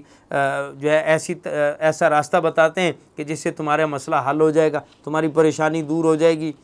اور اس کے لیے پیسے لیتے۔ رشوت لے کر غلط فتوے دینا، یہ تھا وہ ناحق کام جس کو اللہ تعالیٰ یہاں فرما رہے ہیں کہ ان کے یہودیوں کے عالم ہوں یا عیسائیوں کے درویش ہوں، لیأکلون اموال الناس بالباطل، یہ لوگوں کو باطل طریقے سے لوگوں کا مال بٹورتے ہیں اور ان کو صحیح راستے سے روک دیتے ہیں۔ جب غلط راستے پہ ڈالیں گے اور ان کی مرضی کے فتوے دیں گے تو ظاہر ہے کہ دین حق تو ختم ہو جائے گا۔ پھر اللہ تعالیٰ نے ان کے اس مال لینے کی مذمت بیان کرنے کے لیے ان لوگوں کی مذمت بیان کی جو اللہ کی راہ میں مال خرچ نہیں کرتے۔ مراد اس سے یہ ہے کہ اللہ کی راہ میں جب شرعی حقوق ادا نہیں کریں گے، مال کا حق ادا نہیں کریں گے، تو اس کا انجام کیا ہوگا؟ یوم یحمى علیہا فی نار جہنم، فرمایا جس دن اس دولت کو جہنم کی آگ میں تپایا جائے گا، فتقوا بہا جباہم و جنوبہم و ظہورہم، اور پھر ان کی پیشانیوں کو، ان کی کروٹوں کو، ان کی پیٹھوں کو اس سے داغا جائے گا۔ ھذا ما کنزتم لانفسکم، اور کہا جائے گا یہ ہے تمہارا وہ مال جس کی تم زکوٰۃ نہیں دیتے تھے، یہ ہے وہ مال جس کے تم حقوق ادا نہیں کرتے تھے، یہ ہے تمہارا وہ مال جو ناجائز طریقوں سے تم کماتے تھے، اب یہ جہنم کی اس چیزوں میں تبدیل کر کے، اس کو آگ کے ساتھ گرم کر کے تپا کر تختیوں کی شکل میں ان کی پیشانیوں کو، ان کے پہلوؤں کو، ان کی پشتوں کو داغا جائے گا۔ اور اس ترتیب میں خاص بات یہ ہے کہ عام طور پر جب اللہ کی راہ میں مال خرچ کرنے کی بات آتی ہے تو مالداروں کو جب ناگواری ہوتی ہے اللہ کی راہ میں خرچ کرنے سے، اس کے اثرات سب سے پہلے پیشانی پر ظاہر ہوتے ہیں۔ پیشانی پر بل دے کر کہتے ہیں کہ ہم خرچ کریں، ہم اللہ کی راہ میں دیں، پیشانی پر اس کا غرور آتا ہے۔ پھر وہ پہلو پھیر کر جانے لگتے ہیں، دوسرے نمبر پر پہلو، پھر پیٹھ دے کر چلے جاتے ہیں اور مال نہیں دیتے، پھر پیٹھ۔ تو اسی ترتیب سے اللہ نے اس کے داغنے کا حکم بھی دیا، پہلے پیشانیاں داغی جائیں، پھر پہلو داغے جائیں، پھر پشتیں داغی جائیں، اور کہا جائے ھذا ما کنزتم لانفسکم، یہ ہے تمہارا خزانہ جو اپنی ذات کے لیے تم جمع کرتے تھے، فذوقوا ما کنتم تکنزون، اب چکھو اس کا مزہ جو تم نے جوڑ جوڑ کر رکھا تھا۔ ان عدۃ الشہور عند اللہ 12 شہرا فی کتاب اللہ۔ اس کے بعد ایک نسی کی رسم تھی لوگوں کے ہاں، تاریخ کو تبدیل کرنے کی رسم۔ اس رسم بد کو اللہ تعالیٰ نے ختم فرمایا اور اس کے یہاں پر اعلان فرمایا۔ وہ یہ تھا کہ حرمت والے مہینوں کی وجہ سے آل عرب ایسا کرتے تھے کہ مہینوں کا ہیر پھیر کرتے تھے، ایک مہینے کی جگہ دوسرا لے آنا، دوسرے کی جگہ پہلا لے آنا۔ حرمت والے مہینے 4 تھے، رجب، ذی القعدہ، ذی الحجہ اور محرم۔ اب ان میں سے رجب الگ آتا ہے، رجب کے بعد شعبان اور رمضان، شوال، بیچ میں سے یہ مہینے آ جاتے ہیں جو غیر حرم والے تھے، حرمت والے مہینوں کے علاوہ تھے۔ پھر اس کے بعد ذی قعدہ، ذی الحجہ اور محرم، یہ 3 لگاتار مہینے آ جاتے ہیں، اور 3 لگاتار مہینوں میں قتال سے رکے رہنا اور ان کی حرمت کا برقرار رکھنا ان کے لیے مشکل ہو جاتا۔ اب اس کے لیے یہ کام کیا کرتے، کبھی تو ایسا کرتے کہ جو ذی القعدہ کا مہینہ آیا ہے اس کو پیچھے لے آتے، درمیان میں کوئی اور مہینہ لے آتے، کبھی ذی الحجہ کو آگے لے جاتے، کبھی محرم کو آگے لے جاتے، اور سفر کو پہلے لے آتے، اس طرح مہینوں کو تبدیل کر دیتے۔ اس بات کو، اس تبدیل کرنے کو وہ نسی کہا کرتے تھے کہ یہ ہم اس تعداد کو تو پورا کرتے ہیں، 12 مہینے ہم نے پورا کرنے ہیں، جس مہینے میں جو مرضی بنا لیں، سفر کو محرم میں لے آئیں یا محرم کو سفر میں لے آئیں، جیسے مرضی کریں۔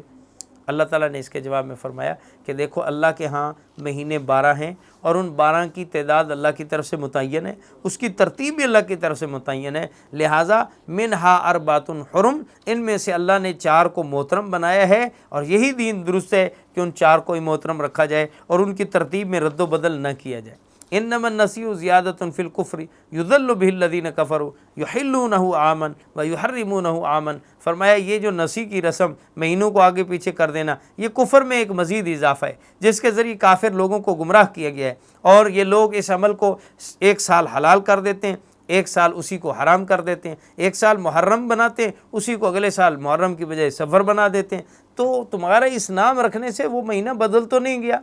اس آگے پیچھے کر لینے سے یہ تو نہیں ہو گیا کہ محرم سفر بن گیا ہے، بلکہ محرم محرم ہی رہے گا، آپ کے اس کو سفر کہنے سے وہ سفر نہیں بنے گا، اور اللہ کے اس حرمت والے مہینے کی آپ نے حرمت پامال کر دی۔ اب اس بات کو بھی اللہ کے نبی صلی اللہ علیہ وسلم نے ختم کرتے ہوئے، جب آپ نے 10 ہجری میں آپ علیہ السلام نے حج کیا ہے، حجۃ الوداع، تو اس موقع فرمایا کہ آج کے دن میں نسی کی اس رسم کو ہمیشہ کے لیے ختم کرتا ہوں، اور یاد رکھو کہ یہ جو ذی الحجہ ہے یہ واقعی اپنی جگہ پر ذی الحجہ ہے، لہٰذا آئندہ اس تاریخ میں کوئی رد و بدل نہ کی جائے اور کوئی کسی مہینے کو آگے پیچھے نہ کیا جائے۔ اس طرح سے ایک تاریخ کو ہمیشہ کے لیے محفوظ کر دیا گیا۔ اس کے بعد آگے پھر طویل سلسلہ ہے یہاں سے غزوہ تبوک کے حوالے سے، کہ غزوہ تبوک کے مختلف پہلوؤں کو یہاں سے بیان کیا گیا ہے جو تقریباً سورت کے آخر تک چلا جائے گا۔ اس غزوے کا مختصر سا پس منظر یہ ہے کہ مسلمان جب مکہ فتح کر کے غزوہ حنین سے واپس مدینہ تشریف لاتے ہیں تو شام سے آنے والے کچھ تاجروں نے مسلمانوں کو یہ بتایا کہ رومی سلطنت کا بادشاہ ہرقل مدینے پر ایک زور آور حملہ کرنے کا ارادہ رکھتا ہے، کیونکہ اس کو یہ خبریں پہنچی ہیں کہ مسلمان اب عرب کے اوپر قابض ہوتے جا رہے ہیں، مکہ انہوں نے فتح کر لیا، حوازن و حنین فتح کر لیا، طائف تک ان کی حکومت جا چکی ہے، ان کے لیے اب خطرات بڑھ گئے ہیں۔ روم والے یہ سمجھ رہے ہیں کہ اگر مکہ والے اور مدینہ والے سارے مل کر یہ مسلمانوں کا ایک ہی جو ہے وہ ریاست بنتی ہے تو یہ طاقتور ریاست بن کر ہماری طرف پیش قدمی کر سکتے ہیں، اس لیے اس نے اپنے لشکر کو جمع کیا اور عرب کی سرحد کے پاس لگا دیا اور اپنے فوجیوں کو سال بھر کی پیشگی تنخواہیں دے دی اور کہا کہ جنگ کی تیاری کرو۔ جب نبی کریم صلی اللہ علیہ وسلم کو یہ اطلاع پہنچی تو آپ نے بھی صحابہ کو جمع کیا اور مشورہ کیا اور فرمایا کہ دیکھو، اس سے پہلے کہ رومی ہماری طرف حرکت کریں اور ہماری طرف پیش قدمی کریں، ہم ان کی طرف پیش قدمی کریں گے۔ اور یہ پہلا موقع تھا جب نبی کریم صلی اللہ علیہ وسلم نے اہل ایمان کو اس جنگ کے لیے نہ صرف آمادہ کیا بلکہ اس کے لیے وقت دیا۔ فرمایا 1 مہینے کے اندر اندر ہم تیار ہو کر اس جنگ کے لیے نکلیں گے اور اس میں سب کو جانا ہوگا، کسی شخص کو بھی پیچھے رہنے کی اجازت نہیں۔ سارے لوگ اس وقت سپاہی ہوں گے، سوائے بوڑھوں کے، سوائے اپاہج اور لولے لنگڑوں کے، سوائے عورتوں کے اور بچوں کے، اور کوئی مدینے میں نہیں رہے گا، سب کو اس جنگ میں جانا ہوگا۔ جب آپ علیہ الصلوۃ والسلام نے یہ اعلان فرمایا تو اس اعلان کے نتیجے میں مسلمانوں کے مختلف گروہ ہو گئے۔ ایک گروہ وہ تھا جنہوں نے فل فور کہا کہ یا رسول اللہ ہم ہر طرح سے تیار ہیں۔ دوسرے وہ تھے جو ذرا پس و پیش اپنے حالات کا جائزہ لیا، اپنی فصلوں کا جائزہ لیا اور اس کے بعد وہ بھی تیار ہو گئے کہ ہم بھی تیار ہیں۔ تیسری قسم کے مسلمان وہ تھے جو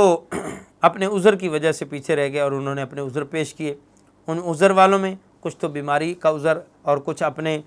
معذوری کے عذر کی وجہ سے پیچھے رہتے، اور کچھ وہ تھے جن کے پاس سواریاں نہیں تھیں اور سواریاں نہ ہونے کی وجہ سے وہ پیچھے رہ رہے تھے، لیکن اپنے جانے کے بارے میں وہ بہت زیادہ جذباتی تھے کہ ہم جائیں، کسی طرح ہمیں سواری ملے اور ہم ساتھ جائیں۔ اور چوتھی قسم کے مسلمان وہ تھے جو بلا عذر پیچھے رہ گئے تھے، کوئی عذر ان کا نہیں تھا، ہاں البتہ یہ کہ وہ یہ چاہتے تھے کہ ہم پیچھے سے مل جائیں گے، امید ہے ہم پیچھے سے شامل ہو جائیں گے، لیکن ہوتے ہوتے وہ رہ گئے اور رہتے رہ گئے، پھر پیچھے سے شامل نہ ہو سکے۔ اس کے بعد 3 قسم کے منافقین بھی تھے جو پیچھے رہ گئے تھے۔ ان میں کچھ منافق وہ تھے جو اپنی ڈٹائی کے ساتھ پیچھے رہ گئے، نہ انہوں نے عذر بیان کیا، نہ معذرت کی، کچھ بھی نہیں کہا اور پیچھے رہ گئے۔ دوسرے وہ تھے جنہوں نے پہلے سے عذر بیان کر کے پیچھے رہ گئے، اور تیسرے وہ تھے جنہوں نے آنے کا انتظار کیا، جب واپس آئیں گے تو پھر عذر کر لیں گے، ابھی بیان کرنے کی ضرورت نہیں۔ اور ایک منافقوں کی قسم وہ بھی تھی جو اس جنگ میں بھی ساتھ چلے گئے تھے، ان کا مقصد ساتھ جانے سے یہ تھا کہ مسلمانوں کی آپس میں ہم لڑائی کرائیں گے، جاسوسیاں کریں گے، ان کے اندرونی حالات معلوم کریں گے اور مسلمانوں کو ہر قسم کا نقصان پہنچانے کے لیے ہم ساتھ جائیں گے۔ یہ سفر بہت لمبا تھا، گرمی کا موسم تھا اور مسلمانوں کی فصلیں جو کھجور تھی وہ پکی ہوئی تھی اور بالکل کھجور اتارنے کا زمانہ تھا، اس کو اسی حالت میں چھوڑ کر جانا بھی بڑا مشکل تھا۔ یہ تمام تر امتحانات، اور ادھر دشمن کی تعداد بہت زیادہ۔ اب یہ بہت بڑا امتحان تھا صحابہ اکرام کے لیے، لیکن اس کے باوجود مسلمان 30,000 کی تعداد میں اس جنگ کے لیے آمادہ اور تیار ہوئے اور نبی کریم صلی اللہ علیہ وسلم کے ساتھ سخت گرمی کے موسم میں اس جنگ کے لیے نکلے ہیں۔ اب اس میں جو حالات پیش آئے اس کے حوالے سے اللہ تعالیٰ نے جو قرآن پاک کی آیات یہاں پر فرمائی، مسلمانوں کو تعلیم دی۔ سب سے پہلی آیت یہ ہے، یا ایھا الذین آمنوا ما لکم اذا قیل لکم انفروا فی سبیل اللہ، اے ایمان والو تمہیں کیا ہو گیا ہے جب تمہیں کہا جاتا ہے کہ اللہ کی راہ میں جہاد کے لیے نکلو، اذ ثاقلتم الی الارض، تم زمین سے چپک جاتے ہو۔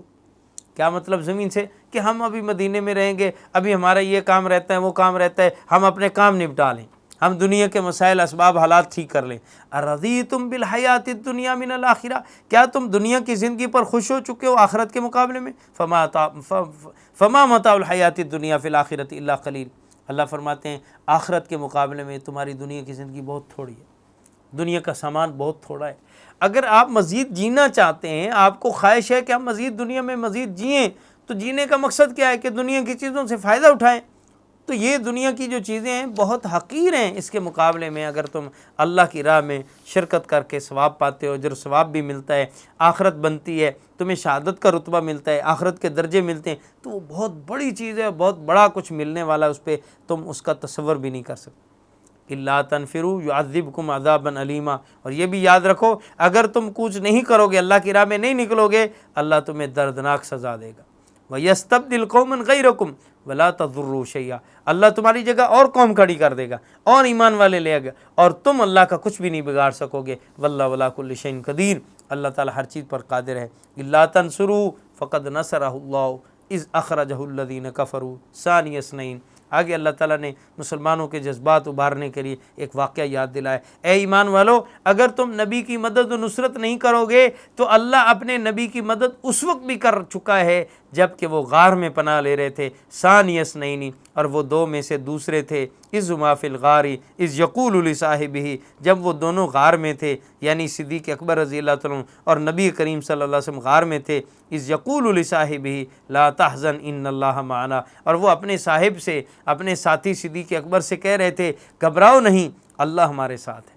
اللہ ہمارے ساتھ ہے۔ فانزل اللہ سکینۃ علیہ وایدہ بجنود لم تروہا، اللہ نے پھر اپنی خاص سکونت اس پہ اتار دی اور اپنے ایسے لشکروں سے ان کی مدد کی جو نظر نہیں آتے تھے۔ وجعل کلمۃ الذین کفروا السفلی، پھر کافروں کی بات ہی نیچے ہوئی، وکلمۃ اللہ ہی العلیٰ، اور اللہ کا کلمہ بلند رہا۔ اعوذ باللہ من الشیطان الرجیم، بسم اللہ الرحمن الرحیم۔ انفروا خفافا وثقالا وجاہدوا باموالکم وانفسکم فی سبیل اللہ ذالکم خیر لکم ان کنتم تعلمون۔ ایمان والوں کو حکم دیا جا رہا ہے، سورہ توبہ آیت نمبر 41، فرمایا نکلو اللہ کی راہ میں جہاد کے لیے، چاہے تم ہلکے ہو یا بوجھل ہو، وجاہدوا باموالکم وانفسکم فی سبیل اللہ، اور اپنے جان اور مال سے اللہ کی راہ میں جہاد کرو، ذالکم خیر لکم ان کنتم تعلمون، یہ تمہارے حق میں بہت بہتر ہے، کاش کہ تم یہ بات جان لو، کاش تمہیں یہ سمجھ آ جائے تو تمہارے حق میں یہ بہت بہتر ہے کہ تم اپنا جان اور اپنا مال، اپنا سب کچھ اللہ کے لیے لگا دو۔ لو کان عرضا قریبا وسفرا قاصدا لاتبعوک، اس سے اگلی آیات میں یہ ایمان والوں کو بھارنے کے بعد اور ان کو اس بات پر آمادہ کرنے کے بعد کہ جو غزوہ تبوک کے لیے مسلمان تیار ہو گئے تھے، ان کو مزید جوش دلانے والی یہ باتیں تھیں۔ اس کے بعد اللہ تعالیٰ نے آگے کئی آیات تک منافقوں کا حال بیان کیا۔ منافقوں کا حال یہ تھا کہ وہ اس سفر میں خود جانے کو تیار نہیں تھے، جو جا رہے تھے ان کو باتیں کر رہے تھے، جو لوگ اس غزوے کے لیے چندہ جمع کرا رہے تھے، پیسے دے رہے تھے، ان پہ باتیں کر رہے تھے۔ کوئی اگر زیادہ دے رہا ہے تو کہتے ہیں یہ نام اور ریاکاری کرنا چاہتا ہے، کوئی تھوڑا دے رہا ہے تو کہتے ہیں یہ بھی انگلی کٹا کے شہیدوں میں نام لکھوانا چاہتا ہے۔ دوسروں پہ باتیں اور تبصرے، خود پیچھے ہٹنا، خود جانا نہیں، اور اس کی وجوہات کیا کہنا کہ ہماری تیاری نہیں ہے، یہ ہے وہ ہے مسائل۔ اللہ رب العزت نے ان کی حقیقت کھولتے ہوئے فرمایا لو کان عرضا قریبا، اگر دنیا کا یہ سامان کہیں قریب ملنے والا ہوتا، وسفرا قاصدا، سفر بھی تھوڑا ہوتا، کچھ مال بھی حاصل ہوتا، نظر آتا، لاتبعوک، تو یہ منافق ضرور آپ کے پیچھے ہو لیتے، ولکن بعدت علیہم الشقہ، لیکن اس سفر، کٹھن سفر اور دور کا سفر اور پھر مشقت والا سفر اور اس کے بعد کچھ ملنے کی امید کے بجائے جان جانے کا خطرہ، یہ ان کے لیے مشقت بن گیا۔ وَسَيَحْلِفُونَ بِاللَّهِ، اور اب اللہ کی قسمیں کھا کر کہتے ہیں لَوِ اسْتَطَعْنَا لَخَرَجْنَا مَعَكُمْ، اللہ کی قسم اگر ہمارے اندر استطاعت ہوتی ہم جا سکتے ہوتے تو ضرور جاتے۔ یہلکون انفسہم، اللہ فرماتے انہوں نے اپنی جانوں کو خود ان قسموں کے ذریعے ہلاکت میں ڈال دیے۔ واللہ یعلم انہم لکاذبون، اللہ خوب جانتا ہے کہ یہ جھوٹ بول رہے ہیں، ان کو کوئی عذر نہیں ہے، کوئی رکاوٹ نہیں۔ عفا اللہ عنک لما اذنت لهم حتی یتبین لک الذین صدقوا وتعلم الکاذبین، اور اس جملے میں نبی کریم صلی اللہ علیہ وسلم کو تنبیہ ہے، تنبیہ سے پہلے معافی، اے پیغمبر ہم نے آپ کو معاف کر دیا، لیکن آپ کو چاہیے تھا کہ آپ ان کو کیوں اجازت دے دیتے ہیں اس بات کے جانچے بغیر کہ ان میں سے سچا کون ہے اور ان میں سے جھوٹا کون ہے، جھوٹے عذر کون پیش کر رہا ہے اور سچی بات کون کر رہا ہے، اس کو جانچے بغیر آپ نے اجازت کیسے دے دی؟ آپ علیہ السلام کے عالی اخلاق یہ تھے کہ جو بھی آپ کے پاس عذر لے کر آتا کہ یہ میرا مسئلہ ہے، یہ میری وجہ ہے، میں اس وجہ سے نہیں، آپ فرماتے ٹھیک ہے تمہارا عذر قبول، ہر ایک کا عذر قبول فرما لیتے۔ اور یہ عذر قبول فرمانے پر بھی منافقوں نے جو باتیں کی اس کا جواب اگلی آیات میں آ رہا ہے، لا یستأذنک الذین یؤمنون باللہ والیوم الآخر، اللہ تعالیٰ آگے فرماتے ہیں کہ ایمان والے اگر اللہ پر ایمان، آخرت پہ ایمان رکھتے ہیں تو وہ کبھی اجازت نہیں مانگتے کہ ہمیں جہاد میں نہ لے جاؤ، بلکہ وہ تمنا و تڑپ رکھتے ہیں کہ ہمیں لے جاؤ، ہم اس میں جانے کے لیے تیار ہیں۔ اور جو لوگ اجازت مانگتے ہیں کہ ہم نہیں جانا چاہتے، اللہ فرماتے در حقیقت انہیں اللہ آخرت پر ایمان ہی نہیں ہے، ان کے دلوں میں شک ہے اور وہ شک میں متردد ہیں، اس وجہ سے وہ جانے کی بجائے اجازت مانگتے ہیں کہ ہمیں پیچھے رہنے دیا جائے۔ اور آگے ان کا حقیقت کھولتے ہوئے اللہ تعالیٰ یہ فرمایا وَلَوْ أَرَادُوا الْخُرُوجَ لَأَعَدُّوا لَهُ عُدَّةً، اگر ان منافقوں نے جانے کا کچھ ارادہ کیا ہوتا تو آخر اس کی کچھ تیاری تو کی ہوتی، وَلَٰكِنْ كَرِهَ اللَّهُ انْبِعَاثَهُمْ، لیکن اللہ نے اصل میں ان کے نکلنے کو خود ناپسند کر لیا اور ان کو یہیں پر چپکا دیا۔ وَقِيلَ اقْعُدُوا مَعَ الْقَاعِدِينَ، اور ان کو کہا گیا کہ بیٹھ جاؤ تم بھی ان بیٹھی رہنے والی عورتوں اور اپاہج لوگوں کے ساتھ تم بھی رہو، یعنی یہ ان کو ایک قسم کا طعنہ تھا کہ تم پیچھے بیٹھ رہے ہو، پیچھے بیٹھنے والے یا اپاہج و معذور ہوتے ہیں یا عورتیں ہوتی ہیں، تم لوگ مرد ہو کر بھی میدان میں آنے کو تیار نہیں ہو تو تمہارا ساتھ تمہارا شمار بھی انہی میں ہوگا۔ چونکہ تقریباً 1 مہینہ تک جب تیاری جاری رہی ہے تو تیاری کرنے والا آخر کچھ تو تیاری کرتا ہے، انہوں نے کچھ بھی نہیں کیا اور آخر میں آ کر کہہ دیا کہ ہمارا مسئلہ بن گیا ہے، ہم اچانک کسی مجبوری کی وجہ سے نہیں آ سکتے۔ وہ مجبوری جو اچانک بنی ہے تو اس کے بعد تیاری تو ہوتی، چلو خود تیار نہیں ہوتے، کسی کو سواری دے دیتے، کسی کو اپنے ہتھیار دیتے کہ یہ ہم نے تیاری کی تھی، ہم نہیں جا رہے، چلو ہماری طرف سے یہ ہتھیار تم لے جاؤ، یہ ہماری سواری تم لے جاؤ، تو کوئی ایسی بات نہیں تھی۔ فرمایا لو خرجوا فیکم ما زادوکم الا خبالا، آگے ایمان والوں کو تسلی دی کہ آپ ان کے نہ جانے سے بددل نہ ہوں کہ منافق ہمارے ساتھ نہیں جا رہے، ہماری تعداد کم ہو گئی، آپ اس سے بالکل بے فکر رہیں۔ کیوں؟ اگر یہ لوگ چلے جاتے تو انہوں نے آپ کے لیے پریشانی کو بڑھانا تھا، فساد پھیلانا تھا، ایک دوسرے میں لگائی بجائی کرنی تھی، فتنہ برپا کرنا تھا، اور اب بھی ان کے کچھ جاسوس آپ کے اندر موجود ہیں۔ واللہ علیم بالظالمین، اور اللہ ان ظالموں کو خوب جانتا ہے۔ اور رہی بات ان کے فتنے کی، تو یہ فتنہ پروری پہلے بھی کرتے آ رہے ہیں، آپ ان کی پچھلی تاریخ ساری دیکھ لیں، کہیں پر جو ہے وہ تہمت لگا رہے ہیں، کہیں الزام لگا رہے ہیں، کہیں مسلمانوں کو آپس میں لڑائی کرا رہے ہیں، اسی قسم کے یہ کام پہلے بھی کرتے رہے ہیں۔ اور ان میں سے بعض وہ لوگ بھی ہیں ڈٹھائی کے اس مقام پہ پہنچے ہوئے ہیں، وَمِنْهُم مَن يَقُولُ ائْذَنْ لِي وَلَا تَفْتِنِّي،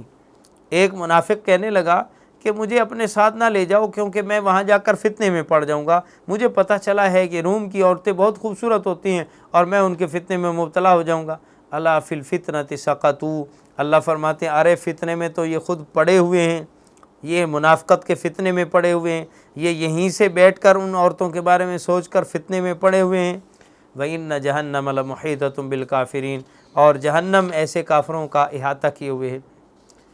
ان تصبک حسنۃ تسؤہم وان تصبک مصیبۃ یقولوا قد اخذنا امرنا من قبل ویتولوا وهم فرحون۔ اب منافقوں کی ایک اور علامت فرمایا، اگر تمہیں کوئی بھلائی پہنچتی ہے تو منافق اس پہ بہت زیادہ پریشان ہوتے ہیں، اگر تمہیں کوئی مصیبت ہو تو یہ خوش ہوتے ہیں اور کہتے ہیں شکر ہے ہم نے اپنا دفاع کر لیا تھا، اپنے حالات سنبھال لیے تھے، ورنہ ہم بھی ان کے ساتھ مصیبت میں رگڑے جاتے۔ قل لن یصیبنا الا ما كتب اللہ لنا، آپ ان کو چپ کرانے کے لیے، خاموش کرنے کے لیے کہہ دیں کہ دیکھو ہمیں اگر کوئی مصیبت پہنچ بھی رہی ہے تو وہ ہمارے اللہ کی طرف سے لکھا ہوا ہمیں مل رہا ہے، اور یاد رکھو تم 2 مصیبتوں میں سے کسی مصیبت میں ضرور گرفتار ہوگے، یا اللہ دنیا میں تمہیں ہمارے ہاتھوں رسوا کرے گا، یہ عذاب دے گا، یا آخرت میں عذاب ہوگا، اور ہم 2 بلائیوں میں سے ایک بلائی کو ضرور پائیں گے، یا اللہ ہمیں دنیا میں ہی بلائی دے دیں گے، اور اگر دنیا میں ہمیں بلائی نہ ملی، تکلیف و مشقت آئی، تو اس کے بدلے میں اللہ آخرت کی راحت ہمیں ضرور دیں گے۔ تو تم بھی انتظار کرو، تم 2 مصیبتوں میں سے ایک مصیبت کا انتظار کرو، ہم 2 راحتوں میں سے ایک راحت کا انتظار کر رہے ہیں۔ قل انفقوا طوعا او کرها لن يتقبل منکم، آپ ان منافقوں کو سنا دیں کہ تم خوشی سے خرچ کرو یا نہ خوشی خرچ کرو، تمہارا اللہ کے ہاں قبول ہی نہیں۔ انکم کنتم قوما فاسقین، کیونکہ تم فاسق لوگ ہو۔ منافقوں نے یہ کیا کہ خود جہاد میں جانے سے تو انکار کر دیا اور پس و پیش کیا، لیکن اس کے لیے مال پیش کیا کہ ہماری طرف سے یہ پیسے رکھ لیں، جس میں سر فہرست وہ منافق بھی تھا جو عورتوں کے فتنے کی بات کر رہا تھا، جس کا نام جد بن قیس ہے، کہہ رہا تھا کہ میں خود تو نہیں جا سکتا، فتنے میں پڑ جاؤں گا، ہاں میری طرف سے یہ مال لے جاؤ۔ اللہ نے فرمایا تمہارا مال قبول ہی نہیں۔ ولا تعجبک اموالهم ولا اولادهم انما یرید اللہ لیعذبهم، یہاں مومنوں کو تسلی دی گئی کہ بھئی اگر یہ منافق ہیں، اللہ کے ہاں یہ اتنے مبغوض ہیں، اللہ تعالیٰ ان کو اپنا دشمن قرار دے رہا ہے، ان کا مال قبول ہی نہیں، اللہ نے ان کو مال کیوں دیا ہے؟ اللہ نے ان کو اولاد کیوں دی؟ اللہ فرماتے ہیں ان کو اولاد اور مال اس لیے دیا ہے لیعذبہم بہا فی الحیات الدنیا، تاکہ اللہ ان دونوں چیزوں کے ذریعے ان کو دنیا میں بھی عذاب دے، وتزہق انفسہم وہم کافرون، اور ان کی جان اس حالت میں نکلے گی کہ یہ کافر ہوں گے، کفر میں یہ مریں گے، اور پیچھے ان کی اولادیں اور مال ان کے پیچھے رہ جائیں گے، اور ان کو اس پر افسوس ہوگا کہ ہمارا مال رہ گیا، ہماری اولاد رہ گئی، اور بعض ان کی اولادیں ایسی ہوں گی جو ایمان لے آئیں گی، اس بات سے ان کو اور زیادہ جلن ہوگی۔ جیسا کہ عبداللہ ابن ابی منافق جو رئیس المنافقین تھا، اس کا بیٹا عبداللہ مخلص مومن بن گیا، تو اب اس کو دونوں باتوں پہ بڑا ہی دکھ ہوتا تھا کہ میرا مال بھی اسلام میں کھپے گا، میری اولاد بھی مسلمان ہو گئی ہے، تو اب میں تو ساری زندگی مسلمانوں سے دشمنی نبھاتا رہا، لیکن میری اولاد اور میرا مال اسلام پہ کھپے گا۔ اللہ فرماتے ہیں یہ مال اولاد دے کر ہم نے ان کے لیے مزید عذاب کا باعث بنا۔ اگر ان کے پاس یہ مال نہ ہوتا، یہ اولاد نہ ہوتی جو ایمان قبول کر رہی ہے، تو اس بات سے ان کے دل میں یہ جلن نہ رہتی، اور اب یہ قسمیں کھا کر کہتے ہیں ہم تمہارے ساتھ ہیں، حالانکہ اللہ جانتے ہیں کہ یہ تمہارے ساتھ نہیں ہیں، بلکہ یہ انتہائی بزدل اور ڈرپوک لوگ ہیں، اصل میں بزدلی کی وجہ سے تمہارے ساتھ ملے ہوئے ہیں۔ اگر ان کا بس چلے اور ان کو کوئی پناہ گاہ مل جائے، اگر کوئی گھسنے کی جگہ مل جائے، کہیں دشمن کی پناہ مل جائے، یہ فوراً بھاگ کر وہاں پہنچ جائیں گے اور تمہارے ساتھ کیے ہوئے کسی بات و معاہدے کا کوئی لحاظ نہیں کریں گے۔ اور ان کی عادت یہ ہے کہ جب صدقات کی بات آتی ہے، مال دینے کی بات آتی ہے، تو اس پر تو یہ ان کو مال چٹی و تاوان لگتا ہے، اور جب لینے کی بات آتی ہے، آپ صدقات خیرات تقسیم کرتے ہیں، تو منافقوں کا حال یہ ہوتا ہے، اگر ان کو کچھ حصہ مل جائے تو کہتے ہیں آپ نے بہت انصاف کیا، بہت اچھا کام ہے۔ اگر ان منافقوں کو صدقے میں سے حصہ نہ ملے تو پھر ناراض ہو جاتے ہیں اور کہتے ہیں اللہ کے نبی نے انصاف نہیں کیا، نعوذ باللہ۔ وَلَوْ أَنَّهُمْ رَضُوا مَا آتَاهُمُ اللَّهُ وَرَسُولُهُ، اور کاش کہ اگر یہ صحیح مخلص مومن ہوتے تو اللہ رسول کے دیے پر راضی ہو جاتے۔ وَقَالُوا حَسْبُنَا اللَّهُ، اور کہتے اللہ نے ہمارے لیے کفایت کر دی ہے، سَيُؤْتِينَ اللَّهُ مِنْ فَضْلِهِ وَرَسُولُهُ، ان قریب اللہ اور ہمیں اپنے فضل سے نوازے گا، اِنَّا إِلَى اللَّهِ رَاغِبُونَ، اور کہتے ہم تو اللہ کی طرف رغبت کرنے والے ہیں۔ اب نبی صلی اللہ علیہ وسلم پر چونکہ یہ الزام انہوں نے عائد کیا کہ اللہ کے رسول تقسیم میں انصاف نہیں کرتے، عدل سے کام نہیں لیتے، جب ان کو ملتا تو کہتے انصاف ہوا، جب نہیں ملا تو انصاف نہیں، اللہ تعالیٰ نے وہ مصارف بیان فرمائے کہ کن کو زکوٰۃ و صدقات دینے چاہیے۔ یہ مصارف اللہ کی طرف سے طے ہیں، نبی صلی اللہ علیہ وسلم اپنی ثوابدید پر نہیں خرچ کر رہے، بلکہ اللہ نے ان کو حکم دیا انما الصدقات للفقراء والمساکین والعاملین علیہا، فرمایا کہ زکوٰۃ و صدقات فقراء کو دی جائے، مسکینوں کو دی جائے، اور جو زکوٰۃ صدقات کا کام کرنے والے ہیں عاملین ان کو دیا جائے، اور لوگوں کا دل اسلام کے قریب کرنے کے لیے ان پہ خرچ کیا جائے، اور اسی طرح غلاموں اور مقروضوں پہ خرچ کیا جائے، اور اللہ کی راہ میں جہاد کرنے والوں پہ خرچ کیا جائے، مسافروں پہ خرچ کیا جائے۔ یہ ہیں وہ مصارف جن پر اللہ تعالیٰ زکوٰۃ کو خرچ کرنے کا حکم دیتے۔ اور منافقوں کی ایک عادت نبی صلی اللہ علیہ وسلم پر طعن و تشنیع کرنا، جس میں پیچھے بات آ چکی کہ اللہ کے نبی صلی اللہ علیہ وسلم کی ہر عذر کو قبول کرنے لگتے، تو اس پر یہ بات کرتے ہوئے کہنے لگے یہ اللہ کے نبی صلی اللہ علیہ وسلم تو نعوذ باللہ نرا کان ہے، جو بات کہہ لو انہوں نے سن لینی، جو بات کہہ لو مان لینی۔ وَمِنْهُمُ الَّذِينَ يُؤْذُونَ النَّبِيَّ، ان میں سے بعض وہ ہیں جو اللہ کے نبی کو دکھ پہنچاتے ہیں اور کہتے ہیں ہوا اذن، ان کے بارے میں کہتے ہیں یہ تو سراپا کان ہے۔ قُلْ اذن خیر لکم یؤمن باللہ ویؤمن للمؤمنین، آپ فرما دیجئے کہ بے شک وہ کان بہت اچھا ہے جو اللہ پر ایمان رکھتا ہے، مومنوں کی بات پر اعتماد کرتا ہے، وَرَحْمَةٌ لِّلَّذِينَ آمَنُوا مِنْكُمْ، اور تم میں سے جو ظاہری طور پر ایمان ظاہر کرتے ہیں ان کے اوپر بھی سراپا رحمت بن جاتا ہے۔ شکر کرو کہ وہ کان ہیں اور کان ہونے کی وجہ سے تمہاری بات سن کر مان لیتے ہیں، اگر وہ تحقیق کرتے اور تمہاری حقیقت کھول کر تمہاری منافقت کو سر عام لے آتے تو تم رسوا ہو جاتے، ذلیل ہو جاتے، پھر آئندہ اس طرح کی بات نہ کر سکتے۔ والذین یؤذون رسول اللہ لہم عذاب علیم، لیکن یاد رکھو اس کان کہنے کی وجہ سے جو تم اللہ کے رسول کو اذیت پہنچا رہے ہو، ان کی بے تکریمی کر رہے ہو اور ان کو اذیت پہنچا رہے ہو، اس کی وجہ سے تمہیں دردناک عذاب ہوگا۔ یحلفون باللہ لکم لیرضوکم، اور اب منافق مسلمانوں کو راضی کرنے کے لیے، خوش کرنے کے لیے اللہ کی قسمیں کھاتے، اللہ کی قسم ہم منافق نہیں، ہم ایسی باتیں نہیں کرتے، ہمارا مقصد اللہ کے رسول کو تکلیف دینا نہیں، ایمان والوں کو مطمئن کرنے کے لیے۔ اللہ فرماتے ہیں اگر انہیں اتنا ہی زیادہ معاملہ ہوتا تو یہ بجائے جھوٹی قسمیں کھا کے تمہیں راضی کرنے کے یہ سچا کردار پیش کر کے اللہ کو راضی کرتے، سچا کردار سے اللہ کے رسول کو راضی کرتے۔ یاد رکھو یہ اللہ کے اور اللہ کے رسول کے دشمن ہیں، اور جو اللہ رسول کا دشمن ہے وہ ضرور جہنم میں ہمیشہ جلے گا اور اس کو ذلت امیز عذاب کا سامنا کرنا پڑے گا۔ اور منافقوں کی عادت تھی جب کوئی آیت کوئی صورت نازل ہوتی ان کو خطرہ ہوتا کہیں ہماری بات تو نہیں کھل رہی، کوئی ایسی بات تو نہیں آ رہی جس سے ہمارے پول کھل جائیں، یہ بڑا اس سے ڈرتے اور پھر اس کا مذاق اڑانے لگتے اور ایمان والوں کا بھی مذاق اڑاتے۔ اللہ تعالیٰ نے ان کی اس حقیقت کو بھی یہاں کھول دیا اور فرمایا کہ جب آپ ان منافقوں سے پوچھتے ہیں کہ یہ بات تم نے مذاق اڑانے کے لیے کہی ہے تو کہتے ہیں ہم تو ویسے آپس میں ذرا وقت پاس کر رہے تھے اس لیے ہم نے یہ بات کہہ دی، ہمارا مقصد مذاق اڑانا نہیں تھا۔ اللہ تعالیٰ اس کے جواب میں فرماتے ہیں ان منافقوں سے کہہ دو کیا تمہارے مذاق کی جگہ اللہ ہیں؟ کیا تمہارے مذاق کی جگہ اللہ کے رسول ہیں؟ کیا تمہارے مذاق کے لیے اللہ کی آیتیں ہیں اور تمہیں کوئی چیز مذاق کی نہیں ملتی؟ اللہ اور اللہ کے رسول اور اللہ کی کتاب یہ عظیم و شان چیزیں، یہ مذاق اڑانے کی چیزیں یا مذاق کرنے کی چیزیں نہیں ہیں۔ ان کا جو مذاق اڑاتا ہے اس پر اللہ کی بھی لعنت ہے اور اللہ تعالیٰ ان کو آخرت میں دردناک عذاب سے دوچار کریں گے۔ پھر اللہ رب العزت نے اس کے بارے میں ایمان والوں کو تسلی دیتے ہوئے فرمایا کہ ان منافقوں کے بارے میں آپ ہوشیار رہیں۔ یہ منافق بعض کے دوست ہیں، یہ لوگوں کو برائی کا حکم دیتے ہیں، نیکی سے روکتے ہیں، اور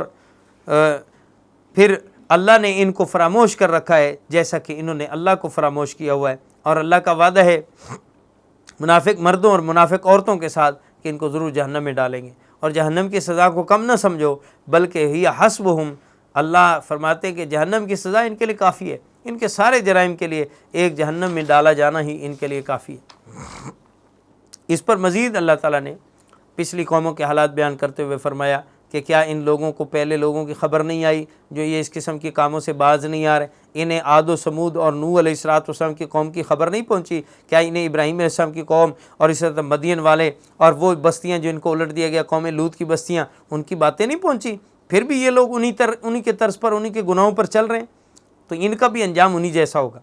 اور آگے ایمان والوں کی تعریف کرتے ہوئے اللہ فرماتے ہیں ایمان والے مرد ہوں یا ایمان والی عورتیں، یہ بعض کے ولی اور حمایتی ہوتے ہیں، نیکی کا ایک دوسرے کو حکم دیتے ہیں، برائی سے منع کرتے ہیں، نمازیں قائم کرتے ہیں، زکوٰۃ ادا کرتے ہیں، اللہ رسول کی اطاعت کرتے ہیں، اللہ ضرور ان پر رحم کرے گا۔ اور اللہ نے وعدہ کیا ایمان والے مردوں عورتوں سے کہ ان کو ضرور ایسے باغات میں داخل کریں گے جن کے نیچے نہریں جاری ہوں گی، ہمیشہ اس میں رہیں گے، اور پاکیزہ قسم کے مکانات اور ہمیشہ رہنے کے باغات، اور اللہ کی رضا جو سب سے بڑی دولت ہے اللہ ایمان والوں کو عطا کریں گے، اور یہی سب سے بڑی عظیم کامیابی۔ آگے ایمان والوں کو خطاب کرتے ہوئے نبی صلی اللہ علیہ وسلم کو خطاب کرتے ہوئے فرمایا یا ایھا النبی جاہد الکفار والمنافقین واغلظ علیہم، اے نبی آپ کافروں اور منافقوں سے جہاد کریں اور ان پر سختی کریں۔ ومأواہم جہنم وبئس المصیر، اور ان کا ٹھکانہ جہنم ہے اور یہ ہمیشہ اس میں رہیں گے اور وہ بہت برا ٹھکانہ ہے۔ جہاد کے اصل معنی تو جد و جہد، محنت، کوشش کے دین کی حفاظت و دفاع کے لیے جو بھی کوشش کی جائے، چاہے وہ مسلح لڑائی کی شکل میں ہو، زبانی دعوت و تبلیغ ہو، بحث و مباحثہ ہو، مناظرہ ہو، کھلے عام کافروں کے ساتھ جہاد ہو، سب اس میں شامل ہیں۔ منافقین کے ساتھ جہاد دوسرا معنی مقصود ہے، کیونکہ منافقین سے جہاد جو ہے وہ تلوار کے ذریعے نہیں ہے بلکہ ان کے ساتھ زبان کے ذریعے سے اسلام کا اظہار ان کے ساتھ کرنا ہے۔ اس لیے فرمایا والمنافقین واغلظ علیہم، منافقوں سے سختی سے نپٹیے اور سختی سے پیش آئیے، ان کے ساتھ ان کی شرارتوں کے باوجود اگر عام مسلمانوں جیسا رویہ اپنایا جائے گا تو ظاہر ہے کہ اس سے وہ زیادہ اور زیادہ بدتر ہوتے جائیں گے اور برے ہوتے جائیں گے اور پھیلتے جائیں گے۔ اس لیے آپ ان پر سختی کیجئے اور ان کی کوئی رعایت نہ کیجیے، یہی معنی ہے، کیونکہ نبی صلی اللہ علیہ وسلم نے منافقوں کو قتل کرنے سے منع فرمایا۔ کئی ایسے موقع آئے جب صحابہ نے اجازت چاہیے، یا رسول اللہ اجازت دیں، یہ شخص ہمیں منافق لگتا ہے، ہم اس کی گردن اڑا دیں۔ آپ نے فرمایا کہ منافق لوگ پھر اس سے پراپوگنڈا یہ کریں گے کہ چونکہ یہ بھی بظاہر کلمہ گو ہیں، ہم ان کو مار دیں گے، تو وہ یہ مشہور کر دیں گے کہ محمد صلی اللہ علیہ وسلم بادشاہوں کی طرح ایک بادشاہ ہیں، اور وہ اپنے ساتھیوں کو بھی اپنی کرسی اور حکومت کے لیے، اقتدار کے لیے مروا دیتے ہیں، یہ پراپوگنڈا کریں گے۔ اس لیے فرمایا ان کو قتل نہ کرو، البتہ ان سے سختی سے نپٹو۔ یحلفون باللہ ما قالوا ولقد قالوا کلمۃ الکفر وکفروا بعد اسلامہم وہموا بما لم ینالوا وما نقموا الا ان اغناہم اللہ ورسولہ من فضلہ۔ یہاں منافقوں کے خاص چند واقعات کی طرف اشارہ کرتے ہوئے فرمایا کہ منافق قسمیں کھا کر کہتے ہیں اللہ کی قسم ہم نے یہ نہیں کہا، یعنی ان کی روش ہی یہ تھی، جیسے کہ ان منافقوں میں سے بعض نے یہ کہا تھا کہ ہم مدینے میں جائیں گے تو عزت والے لوگ ذلیلوں کو نکال دیں گے۔ اب جب یہ خبر نبی صلی اللہ علیہ وسلم تک پہنچی کہ منافق دراصل مہاجرین کو اور خود رسول اللہ صلی اللہ علیہ وسلم کو ذلیل کہہ رہے ہیں اور اپنے آپ کو عزت مند کہہ رہے ہیں، تو منافقوں سے جب بات کی گئی انہوں نے کہا اللہ کی قسم ہم نے تو یہ نہیں کہا، مکر جاتے۔ اللہ تعالیٰ فرماتے ہیں ان کی یہ قسمیں اور یہ باتیں ان کو کوئی فائدہ نہیں دیں گی، اور اللہ اور اس کے رسول صلی اللہ علیہ وسلم سے انہیں کوئی فائدہ نہیں پہنچے گا، بلکہ اللہ ان کو دردناک دنیا میں بھی اور آخرت میں بھی عذاب دیں گے۔ منافقین کا یہ وتیرہ ہمیشہ رہا، گستاخانہ باتیں کہہ لینی، پھر اس سے مکر جانا، پھر قسمیں کھا جانی، پھر اپنے باتوں پر پھر جانا، یہ ان کا وتیرہ رہا ہے، اور اب بھی ایسا ہی ہے۔ منافق لوگ ایسا ہی کیا کرتے ہیں کہ وہ اپنی باتوں سے قسمیں کھا کر پھر جایا کرتے ہیں اور کہتے ہیں ہمارا یہ ارادہ نہیں تھا، ہمارا یہ مطلب نہیں تھا، ہم تو ایسا کر رہے تھے، ہم ویسا کر رہے تھے۔ وَمِنْهُمْ مَنْ عَاهَدَ اللَّهَ لَئِنْ آتَانَا مِنْ فَضْلِهِ لَنَصَّدَّقَنَّ وَلَنَكُونَنَّ مِنَ الصَّالِحِينَ۔ منافقوں کی ایک اور حالت بیان کی گئی۔ منافقوں میں سے بعض منافق وہ ہیں جو کہتے ہیں یا رسول ہمارے لیے دعا کریں، اللہ ہمیں بہت مال دے، بہت مال دے، بہت زیادہ دے، ہم ضرور اللہ کی راہ میں بہت صدقہ کریں گے، بہت مال اللہ کی راہ میں لٹائیں گے۔ اللہ فرماتے فلما آتاہم من فضلہ، اللہ جب اپنے فضل سے ان کو مال دے دیتے ہیں، بخلوا بہ، تو پھر بخل کرتے ہیں، وَتَوَلَّوْا وَهُمْ مُعْرِضُونَ، اور پھر اپنی بات سے پھر جاتے ہیں اور وہ ہیں ہی اعراض کرنے والے۔ فَعَاقَبَهُمْ نِفَاقًا فِي قُلُوبِهِمْ إِلَىٰ يَوْمِ يَلْقَوْنَهُ بِمَا أَخْلَفُوا اللَّهَ وَمَا وَعَدَهُ بِمَا كَانُوا يَكْذِبُونَ۔ فرمایا اللہ ضرور ان کے اس نفاق کی سزا انہیں دے گا اور ان کے دلوں میں ہمیشہ کے لیے نفاق رہے گا جب تک کہ قیامت نہیں آ جاتی، قیامت تک ان کا نفاق نہیں نکلے گا۔ واقعہ یہ پیش آیا کہ ایک منافق نے آپ علیہ السلام سے کہا کہ یا رسول اللہ میرے لیے دعا کریں، میرے مال بہت بڑھ جائے، میرے پاس چند بکریاں ہیں، کہا یہ بکریاں بہت بڑھ جائیں، میں اللہ کی راہ میں صدقہ کروں گا۔ اللہ کے نبی صلی اللہ علیہ وسلم نے ان کو سمجھایا، کہا یہ دعائیں نہ کراؤ، تم سے یہ مال نہیں سنبھالا جائے گا، اس کا حق ادا نہیں کر سکو گے،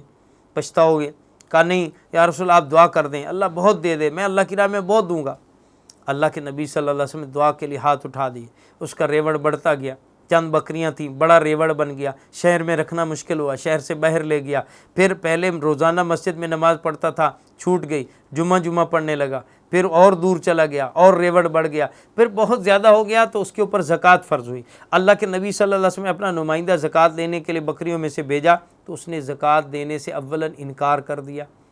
پھر منہ چڑھانے لگا اور بنانے لگا کہ اچھا لینی ہے تو پھر یہ کمزور سی بکریاں اور یہ چھوٹی چھوٹی لے جاؤ،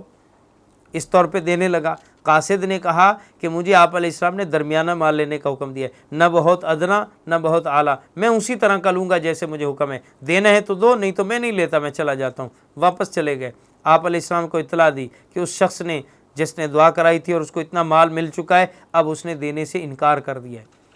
اس پر یہ آیتیں نازل ہو گئیں، اس پر اس کے خاندان والوں نے اس کو برا بھلا کہا کہ تم نے ہمارے خاندان کی بے عزتی کرا دی ہے، تمہیں مال دینا چاہیے تھا۔ لوگوں کی باتوں میں آ کر وہ مال لے کر آ گیا کہ چلیں اب لے لیں۔ آپ علیہ السلام نے لینے سے انکار کر دیا، فرمایا اب اللہ اور اس کے رسول کو تمہارے مال کی کوئی ضرورت نہیں، لے جاؤ واپس۔ اب وہ سر میں مٹی ڈالتا ہوا اس اپنی بے عزتی پر پریشان ہوتا ہوا واپس چلا گیا۔ حضرت صدیق اکبر رضی اللہ عنہ کے زمانے میں آیا، انہوں نے بھی واپس کر دیا۔ حضرت عمر کے زمانے میں آیا، واپس کر دیا۔ حضرت عثمان رضی اللہ عنہ کے زمانے میں واپس کر دیا گیا اور پھر اس کا اسی وقت انتقال ہو گیا۔ اس کو اللہ نے بیان کیا کہ یہ منافق اپنے طور پہ کہتے ہیں ہمارا مال بڑھ جائے ہم اللہ کی راہ میں دیں گے، جب مال بڑھ جاتا ہے تو پھر اللہ کے راستے میں دینے کے لیے تیار نہیں ہوتے۔ اور جو لوگ صدقہ کر رہے ہوں، خوشی سے دے رہے ہوں، ان کو یہ طعنے دیتے ہیں، الذین یلمزون المتطوعین من المؤمنین فی الصدقات والذین لا یجدون الا جہدهم فیسخرون منہ۔ اگر کوئی زیادہ دے رہا ہے تو اس کو طعنہ دیتے ہیں یہ ریاکار ہے، اور اگر کوئی تھوڑا دے رہا ہے تو اس کو طعنہ دیتے اور مذاق اڑاتے ہیں کہ اس کے پاس اس کے علاوہ اور کیا تھا۔ ایک صحابی جو ہیں ان کے پاس اور کچھ نہیں تھا، وہ مزدوری کر کے چند کھجوریں لائے اور انہوں نے وہ اس ڈھیر میں ڈال دیں جو غزوہ تبوک کے موقع پر مال جمع کیا جا رہا تھا۔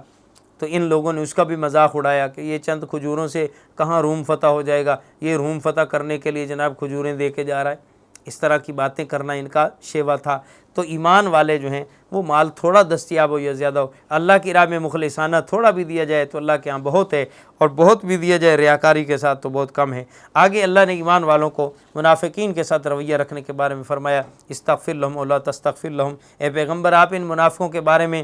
اگر استغفار کریں یا نہ کریں، آپ 70 بار بھی ان کے لیے بخشی مانگیں، اللہ ان کی معافی نہیں کریں گے، اس وجہ سے کہ انہوں نے اللہ رسول کے ساتھ کفر کیا ہے اور یہ فاسق لوگ ہیں۔ اور پھر یہ اس بات پہ خوش ہیں پیچھے رہنے پر کہ اللہ کے رسول جنگ میں چلے گئے اور وہ سخت دھوپ اور گرمی کا سامنا کر رہے ہیں، ہم پیچھے مزے میں ہیں، اس بات پر منافق لوگ خوش ہوتے ہیں۔ ایمان والے وہ ہیں جو اللہ کے رسول صلی اللہ علیہ وسلم کی تکلیف برداشت نہیں کرتے، جہاں اللہ کے رسول کا پسینہ گرے وہاں اپنا خون گرانا چاہتے ہیں، یہ ہیں ایمان والے۔ اور منافق وہ ہیں جو اللہ کے رسول صلی اللہ علیہ وسلم کو جہاد میں بھیج کر خود پیچھے خوش ہیں اور اپنے آپ میں ایک دوسرے کو کہتے ہیں وہ گرمی میں نہ جاؤ، دھوپ بہت ہے، لا تنفروا فی الحر قل نار جہنم اشد حرا، اے پیغمبر آپ ان کو سمجھا دیں اور بتا دیں کہ جہنم کی آگ جس کی طرف تم اس جہاد میں پیچھے رہ کر جانے کی تیاری کر رہے ہو وہ اس آگ اس گرمی سے بہت زیادہ سخت ہے، وہ سخت آگ تم سہ لو گے اور دنیا کی آگ میں نہیں جا رہے اور پیچھے رہ کر ہنستے ہو۔ فَلْيَضْحَكُوا قَلِيلًا وَلْيَبْكُوا كَثِيرًا، انہیں چاہیے کہ یہ تھوڑا ہنسا کریں زیادہ رویا کریں، اگرچہ یہ امر ہے حکم ہے کہ تھوڑا روئیں اور زیادہ روئیں اور کم ہنسا کریں۔ اللہ تعالیٰ نے یہ فرمایا وَلْيَضْحَكُوا قَلِيلًا، چاہیے کہ تھوڑا ہنسیں، وَلْيَبْكُوا كَثِيرًا، زیادہ روئیں۔ لیکن دراصل یہ پیشن گوئی ہے کہ ان منافقوں کو اپنی منافقت کی وجہ سے زیادہ لمبا عرصہ تک رونا پڑے گا، ان کے ہنسنے کے دن تھوڑے ہیں، ان کے مذاق اڑانے کے دن تھوڑے ہیں اور اللہ کے ہاں ان کے عذاب کے دن بہت زیادہ ہیں۔ اور جب آپ اے پیغمبر واپس تشریف لائیں گے تو ان میں سے بعض لوگ آپ کے ساتھ دوسرے غزوے کے لیے جو قریب ہوگا، جہاں سے مال غنیمت ملنے کی امید ہوگی، تو یہ منافق کہیں گے کہ یا رسول اللہ ہمیں بھی آپ ساتھ لے چلیں۔ آپ ان کو کہہ دینا مجھے رب نے حکم دے دیا ہے کہ آئندہ تم لوگ کبھی میرے ساتھ نہیں چل سکو گے، اور اللہ نے حکم دیا کہ آئندہ آپ کسی منافق کی قبر پر بھی کھڑے نہ ہوں، اس کی نماز جنازہ بھی نہ پڑھیں۔ یہ اس پس منظر میں نازل ہوئی۔ عبداللہ ابن ابی منافق کا جنازہ آپ نے پڑھا دیا۔ حضرت عمر رضی اللہ عنہ نے مشورہ دیا یا رسول اللہ یہ منافق تھا، آپ اس کے اوپر کیوں جنازہ پڑھا رہے ہیں؟ تو آپ علیہ الصلوۃ والسلام فرمایا مجھے اللہ نے اختیار دیا ہے کہ آپ 70 بار بھی کریں تو اس کی بخشش نہیں، میں 70 سے بھی زیادہ اس کے لیے دعا کر دوں گا، چونکہ مجھے منع نہیں کیا گیا۔ اس پر اللہ نے منع فرما دیا اور فرمایا کہ ان کے مال اور ان کے اولادوں سے آپ تعجب محسوس نہ کریں، اللہ ان کو دنیا و آخرت میں عذاب دینا چاہتا ہے۔ ان کے مال بھی ان کے لیے حرص کا ذریعہ بنتے ہیں اور آخرت کے لیے جلن کا ذریعہ بنیں گے۔ وَإِذَا أُنزِلَتْ سُورَةٌ أَنْ آمِنُوا بِاللَّهِ وَجَاهِدُوا مَعَ رَسُولِهِ اسْتَأْذَنَكَ أُولُو الطَّوْلِ مِنْهُمْ وَقَالُوا ذَرْنَا نَكُن مَعَ الْقَاعِدِينَ۔ فرمایا جب بھی کوئی صورت حکم نازل ہوتا ہے جس میں جہاد کا، تو منافق لوگ جلدی سے آ جاتے ہیں، ہمیں تو اجازت دے، ہم پیچھے رہ جائیں، ہمیں بڑے مسائل ہیں، اور یہ چاہتے ہیں کہ ہم پیچھے رہنے والوں کے ساتھ رہیں، اسی پر یہ خوش ہوتے ہیں۔ اللہ فرماتے فہم لا یفقہون، اصل بات یہ کہ بے وقوف لوگ ہیں۔ لیکن الرسول والذین آمنوا معہ جاہدوا باموالہم وانفسہم، لیکن اللہ کے رسول و ایمان والے وہ چاہتے ہیں کہ ان کو حکم ملے کہ اللہ کی راہ میں وہ مال و جان سے جہاد کریں، اور انہی کے لیے بہتری ہے، اور یہی بہترین فلاح پانے والے ہیں۔ ان کے لیے اللہ تعالیٰ نے جنت تیار کی ہے، ہمیشہ اس میں رہیں گے۔ اور کچھ دیہاتی لوگ آپ کے پاس آتے ہیں، وہ عذر پیش کرتے ہیں وقعد الذین کذبوا اللہ ورسولہ، اور دیہاتی لوگ بہانہ باز لوگ آئے، ان کو جہاد سے چھٹی دے دی جائے۔ جن لوگوں نے اللہ اور اس کے رسول سے جھوٹ بولا تھا وہ سب بیٹھے رہے، اور اب کہتے ہیں کہ ہمیں اجازت دے دیں، ہم پیچھے رہ جائیں۔ یہ بھی منافقین میں سے تھے، یہ دیہاتی منافق تھے، انہوں نے بھی کہا کہ جی ہمارے پاس سواری نہیں تھی، ہمارے پاس مسائل تھے، ہم نہیں آ سکے، ہمیں معذرت، ہمیں پیچھے رہنے دیں۔ اللہ فرماتے سیصیب الذین کفروا منہم عذاب علیم، ان کو بھی دردناک عذاب ہوگا۔ البتہ وہ لوگ جو واقعی ضعیف و کمزور تھے، اللہ تعالیٰ فرماتے ہیں ان کو اللہ کی طرف سے اجازت ہے، لیس علی الضعفاء ولا علی المرضى ولا علی الذین لا یجدون ما ينفقون حرج اذا نصحوا للہ ورسولہ۔ وہ لوگ جو واقعی اپاہج تھے، کمزور تھے، مریض تھے، یا ان کے پاس سواریاں نہیں تھیں، یا مال نہیں تھا جس کو اللہ کی راہ میں خرچ کر کے سواری لے لیتے، واقعی وہ کمزور تھے اور پیچھے رہ گئے، تو اللہ فرماتے ہیں جب وہ اللہ رسول کے ساتھ خیر خواہ ہیں، دلی طور پر وہ مخلص ہیں، تو اللہ نے ان کو معاف کر دیا، بلکہ ان کے لیے اللہ تعالیٰ نے اسی اجر و ثواب کا وعدہ کر دیا جو جہاد میں جانے والوں کو ملا۔ اسی طرح وہ لوگ جن کے پاس سواری نہیں تھی اور وہ آپ کے پاس روتے ہوئے آئے اور وہ آنکھیں بہا رہے تھے اور کہہ رہے تھے یا رسول اللہ کاش کہ ہم آپ کے ساتھ جا سکتے، اور اگر آپ کے پاس کوئی سواری ہے تو ہمیں سوار کر لیں۔ اللہ فرماتے ہیں ان لوگوں پر بھی کوئی اللہ کی طرف سے پکڑ نہیں ہے اور گرفت نہیں ہے، اور ان کو بھی اللہ نے معاف کر دیا۔ ہاں پکڑ ان لوگوں پر ہے جو مالدار بھی ہیں اور جانے کی قوت بھی رکھتے ہیں اور پھر بھی بہانے بنا کر پیچھے رہتے ہیں۔ اللہ فرماتے ہیں یہ لوگ واقعی اللہ کی گرفت میں ہیں اور اللہ تعالیٰ ان کو معاف نہیں کرے گا۔ ان لوگوں نے اپنے دلوں پر اصل میں اللہ کی نافرمانی کی مہر لگوا لی ہے اور یہ پیچھے رہنا پسند کرتے ہیں، یہ عورتوں کے ساتھ رہنا چاہتے ہیں، یہ بچوں کے ساتھ رہنا چاہتے ہیں، یہ مرد میدان نہیں ہے، یہ اللہ کی طرف سے گویا ان کی دنیا میں تذلیل تھی، اور آخرت میں جو ان کو عذاب ہوگا وہ اس سے علیحدہ ہوگا۔ تو یہاں تک سورہ توبہ کے اندر اللہ تعالیٰ نے غزوہ تبوک کے حوالے سے جو مومنوں کے حالات تھے، جو منافقوں کے حالات تھے، ان کو بیان فرمایا، اور اللہ کن سے راضی تھا؟ وہ جو اللہ کے رسول کے ساتھ جہاد میں لبیک کہتے ہوئے راضی ہو گئے اور اس میدان میں اتر گئے۔ یہ امتحان تھا، چونکہ یہ جنگ نہیں ہوئی، بلکہ وہاں کچھ دن ٹھہرنے کے بعد رومیوں کو جب مسلمانوں کے وہاں پہنچنے کی اطلاع ملی تو وہ مرعوب ہو کر مقابلے کے لیے ہی نہیں آئے، اور اللہ کے نبی صلی اللہ علیہ وسلم نے وہیں سے واپسی کا سفر کیا۔ جنگ کے بغیر یہ فتح حاصل ہوئی، یہ اخلاقی طور پر فتح تھی، مسلمانوں کو اللہ نے نظریاتی طور پر یہ فتح عطا کی کہ کافر میدان میں آنے کی سکت نہ رکھتے تھے۔ آپ نے مزید آگے بڑھ کر ان پر حملہ کرنے سے گریزہ کرتے ہوئے فرمایا کہ فی الحال ان کے لیے اتنا ہی کافی ہے کہ یہ مرعوب ہو گئے، اور آئندہ چل کر تم روم کو بھی فتح کرو گے، فارس کو بھی فتح کرو گے، اور تم ایران کو بھی فتح کرو گے، مصر کو بھی فتح کرو گے۔ آپ نے یہ پیشن گوئیاں بھی فرمائیں۔ اللہ تعالی ہمیں اللہ اور اس کے رسول کے احکام پر دل و جان سے راضی رہتے ہوئے عمل کرنے کی توفیق عطا فرمائے۔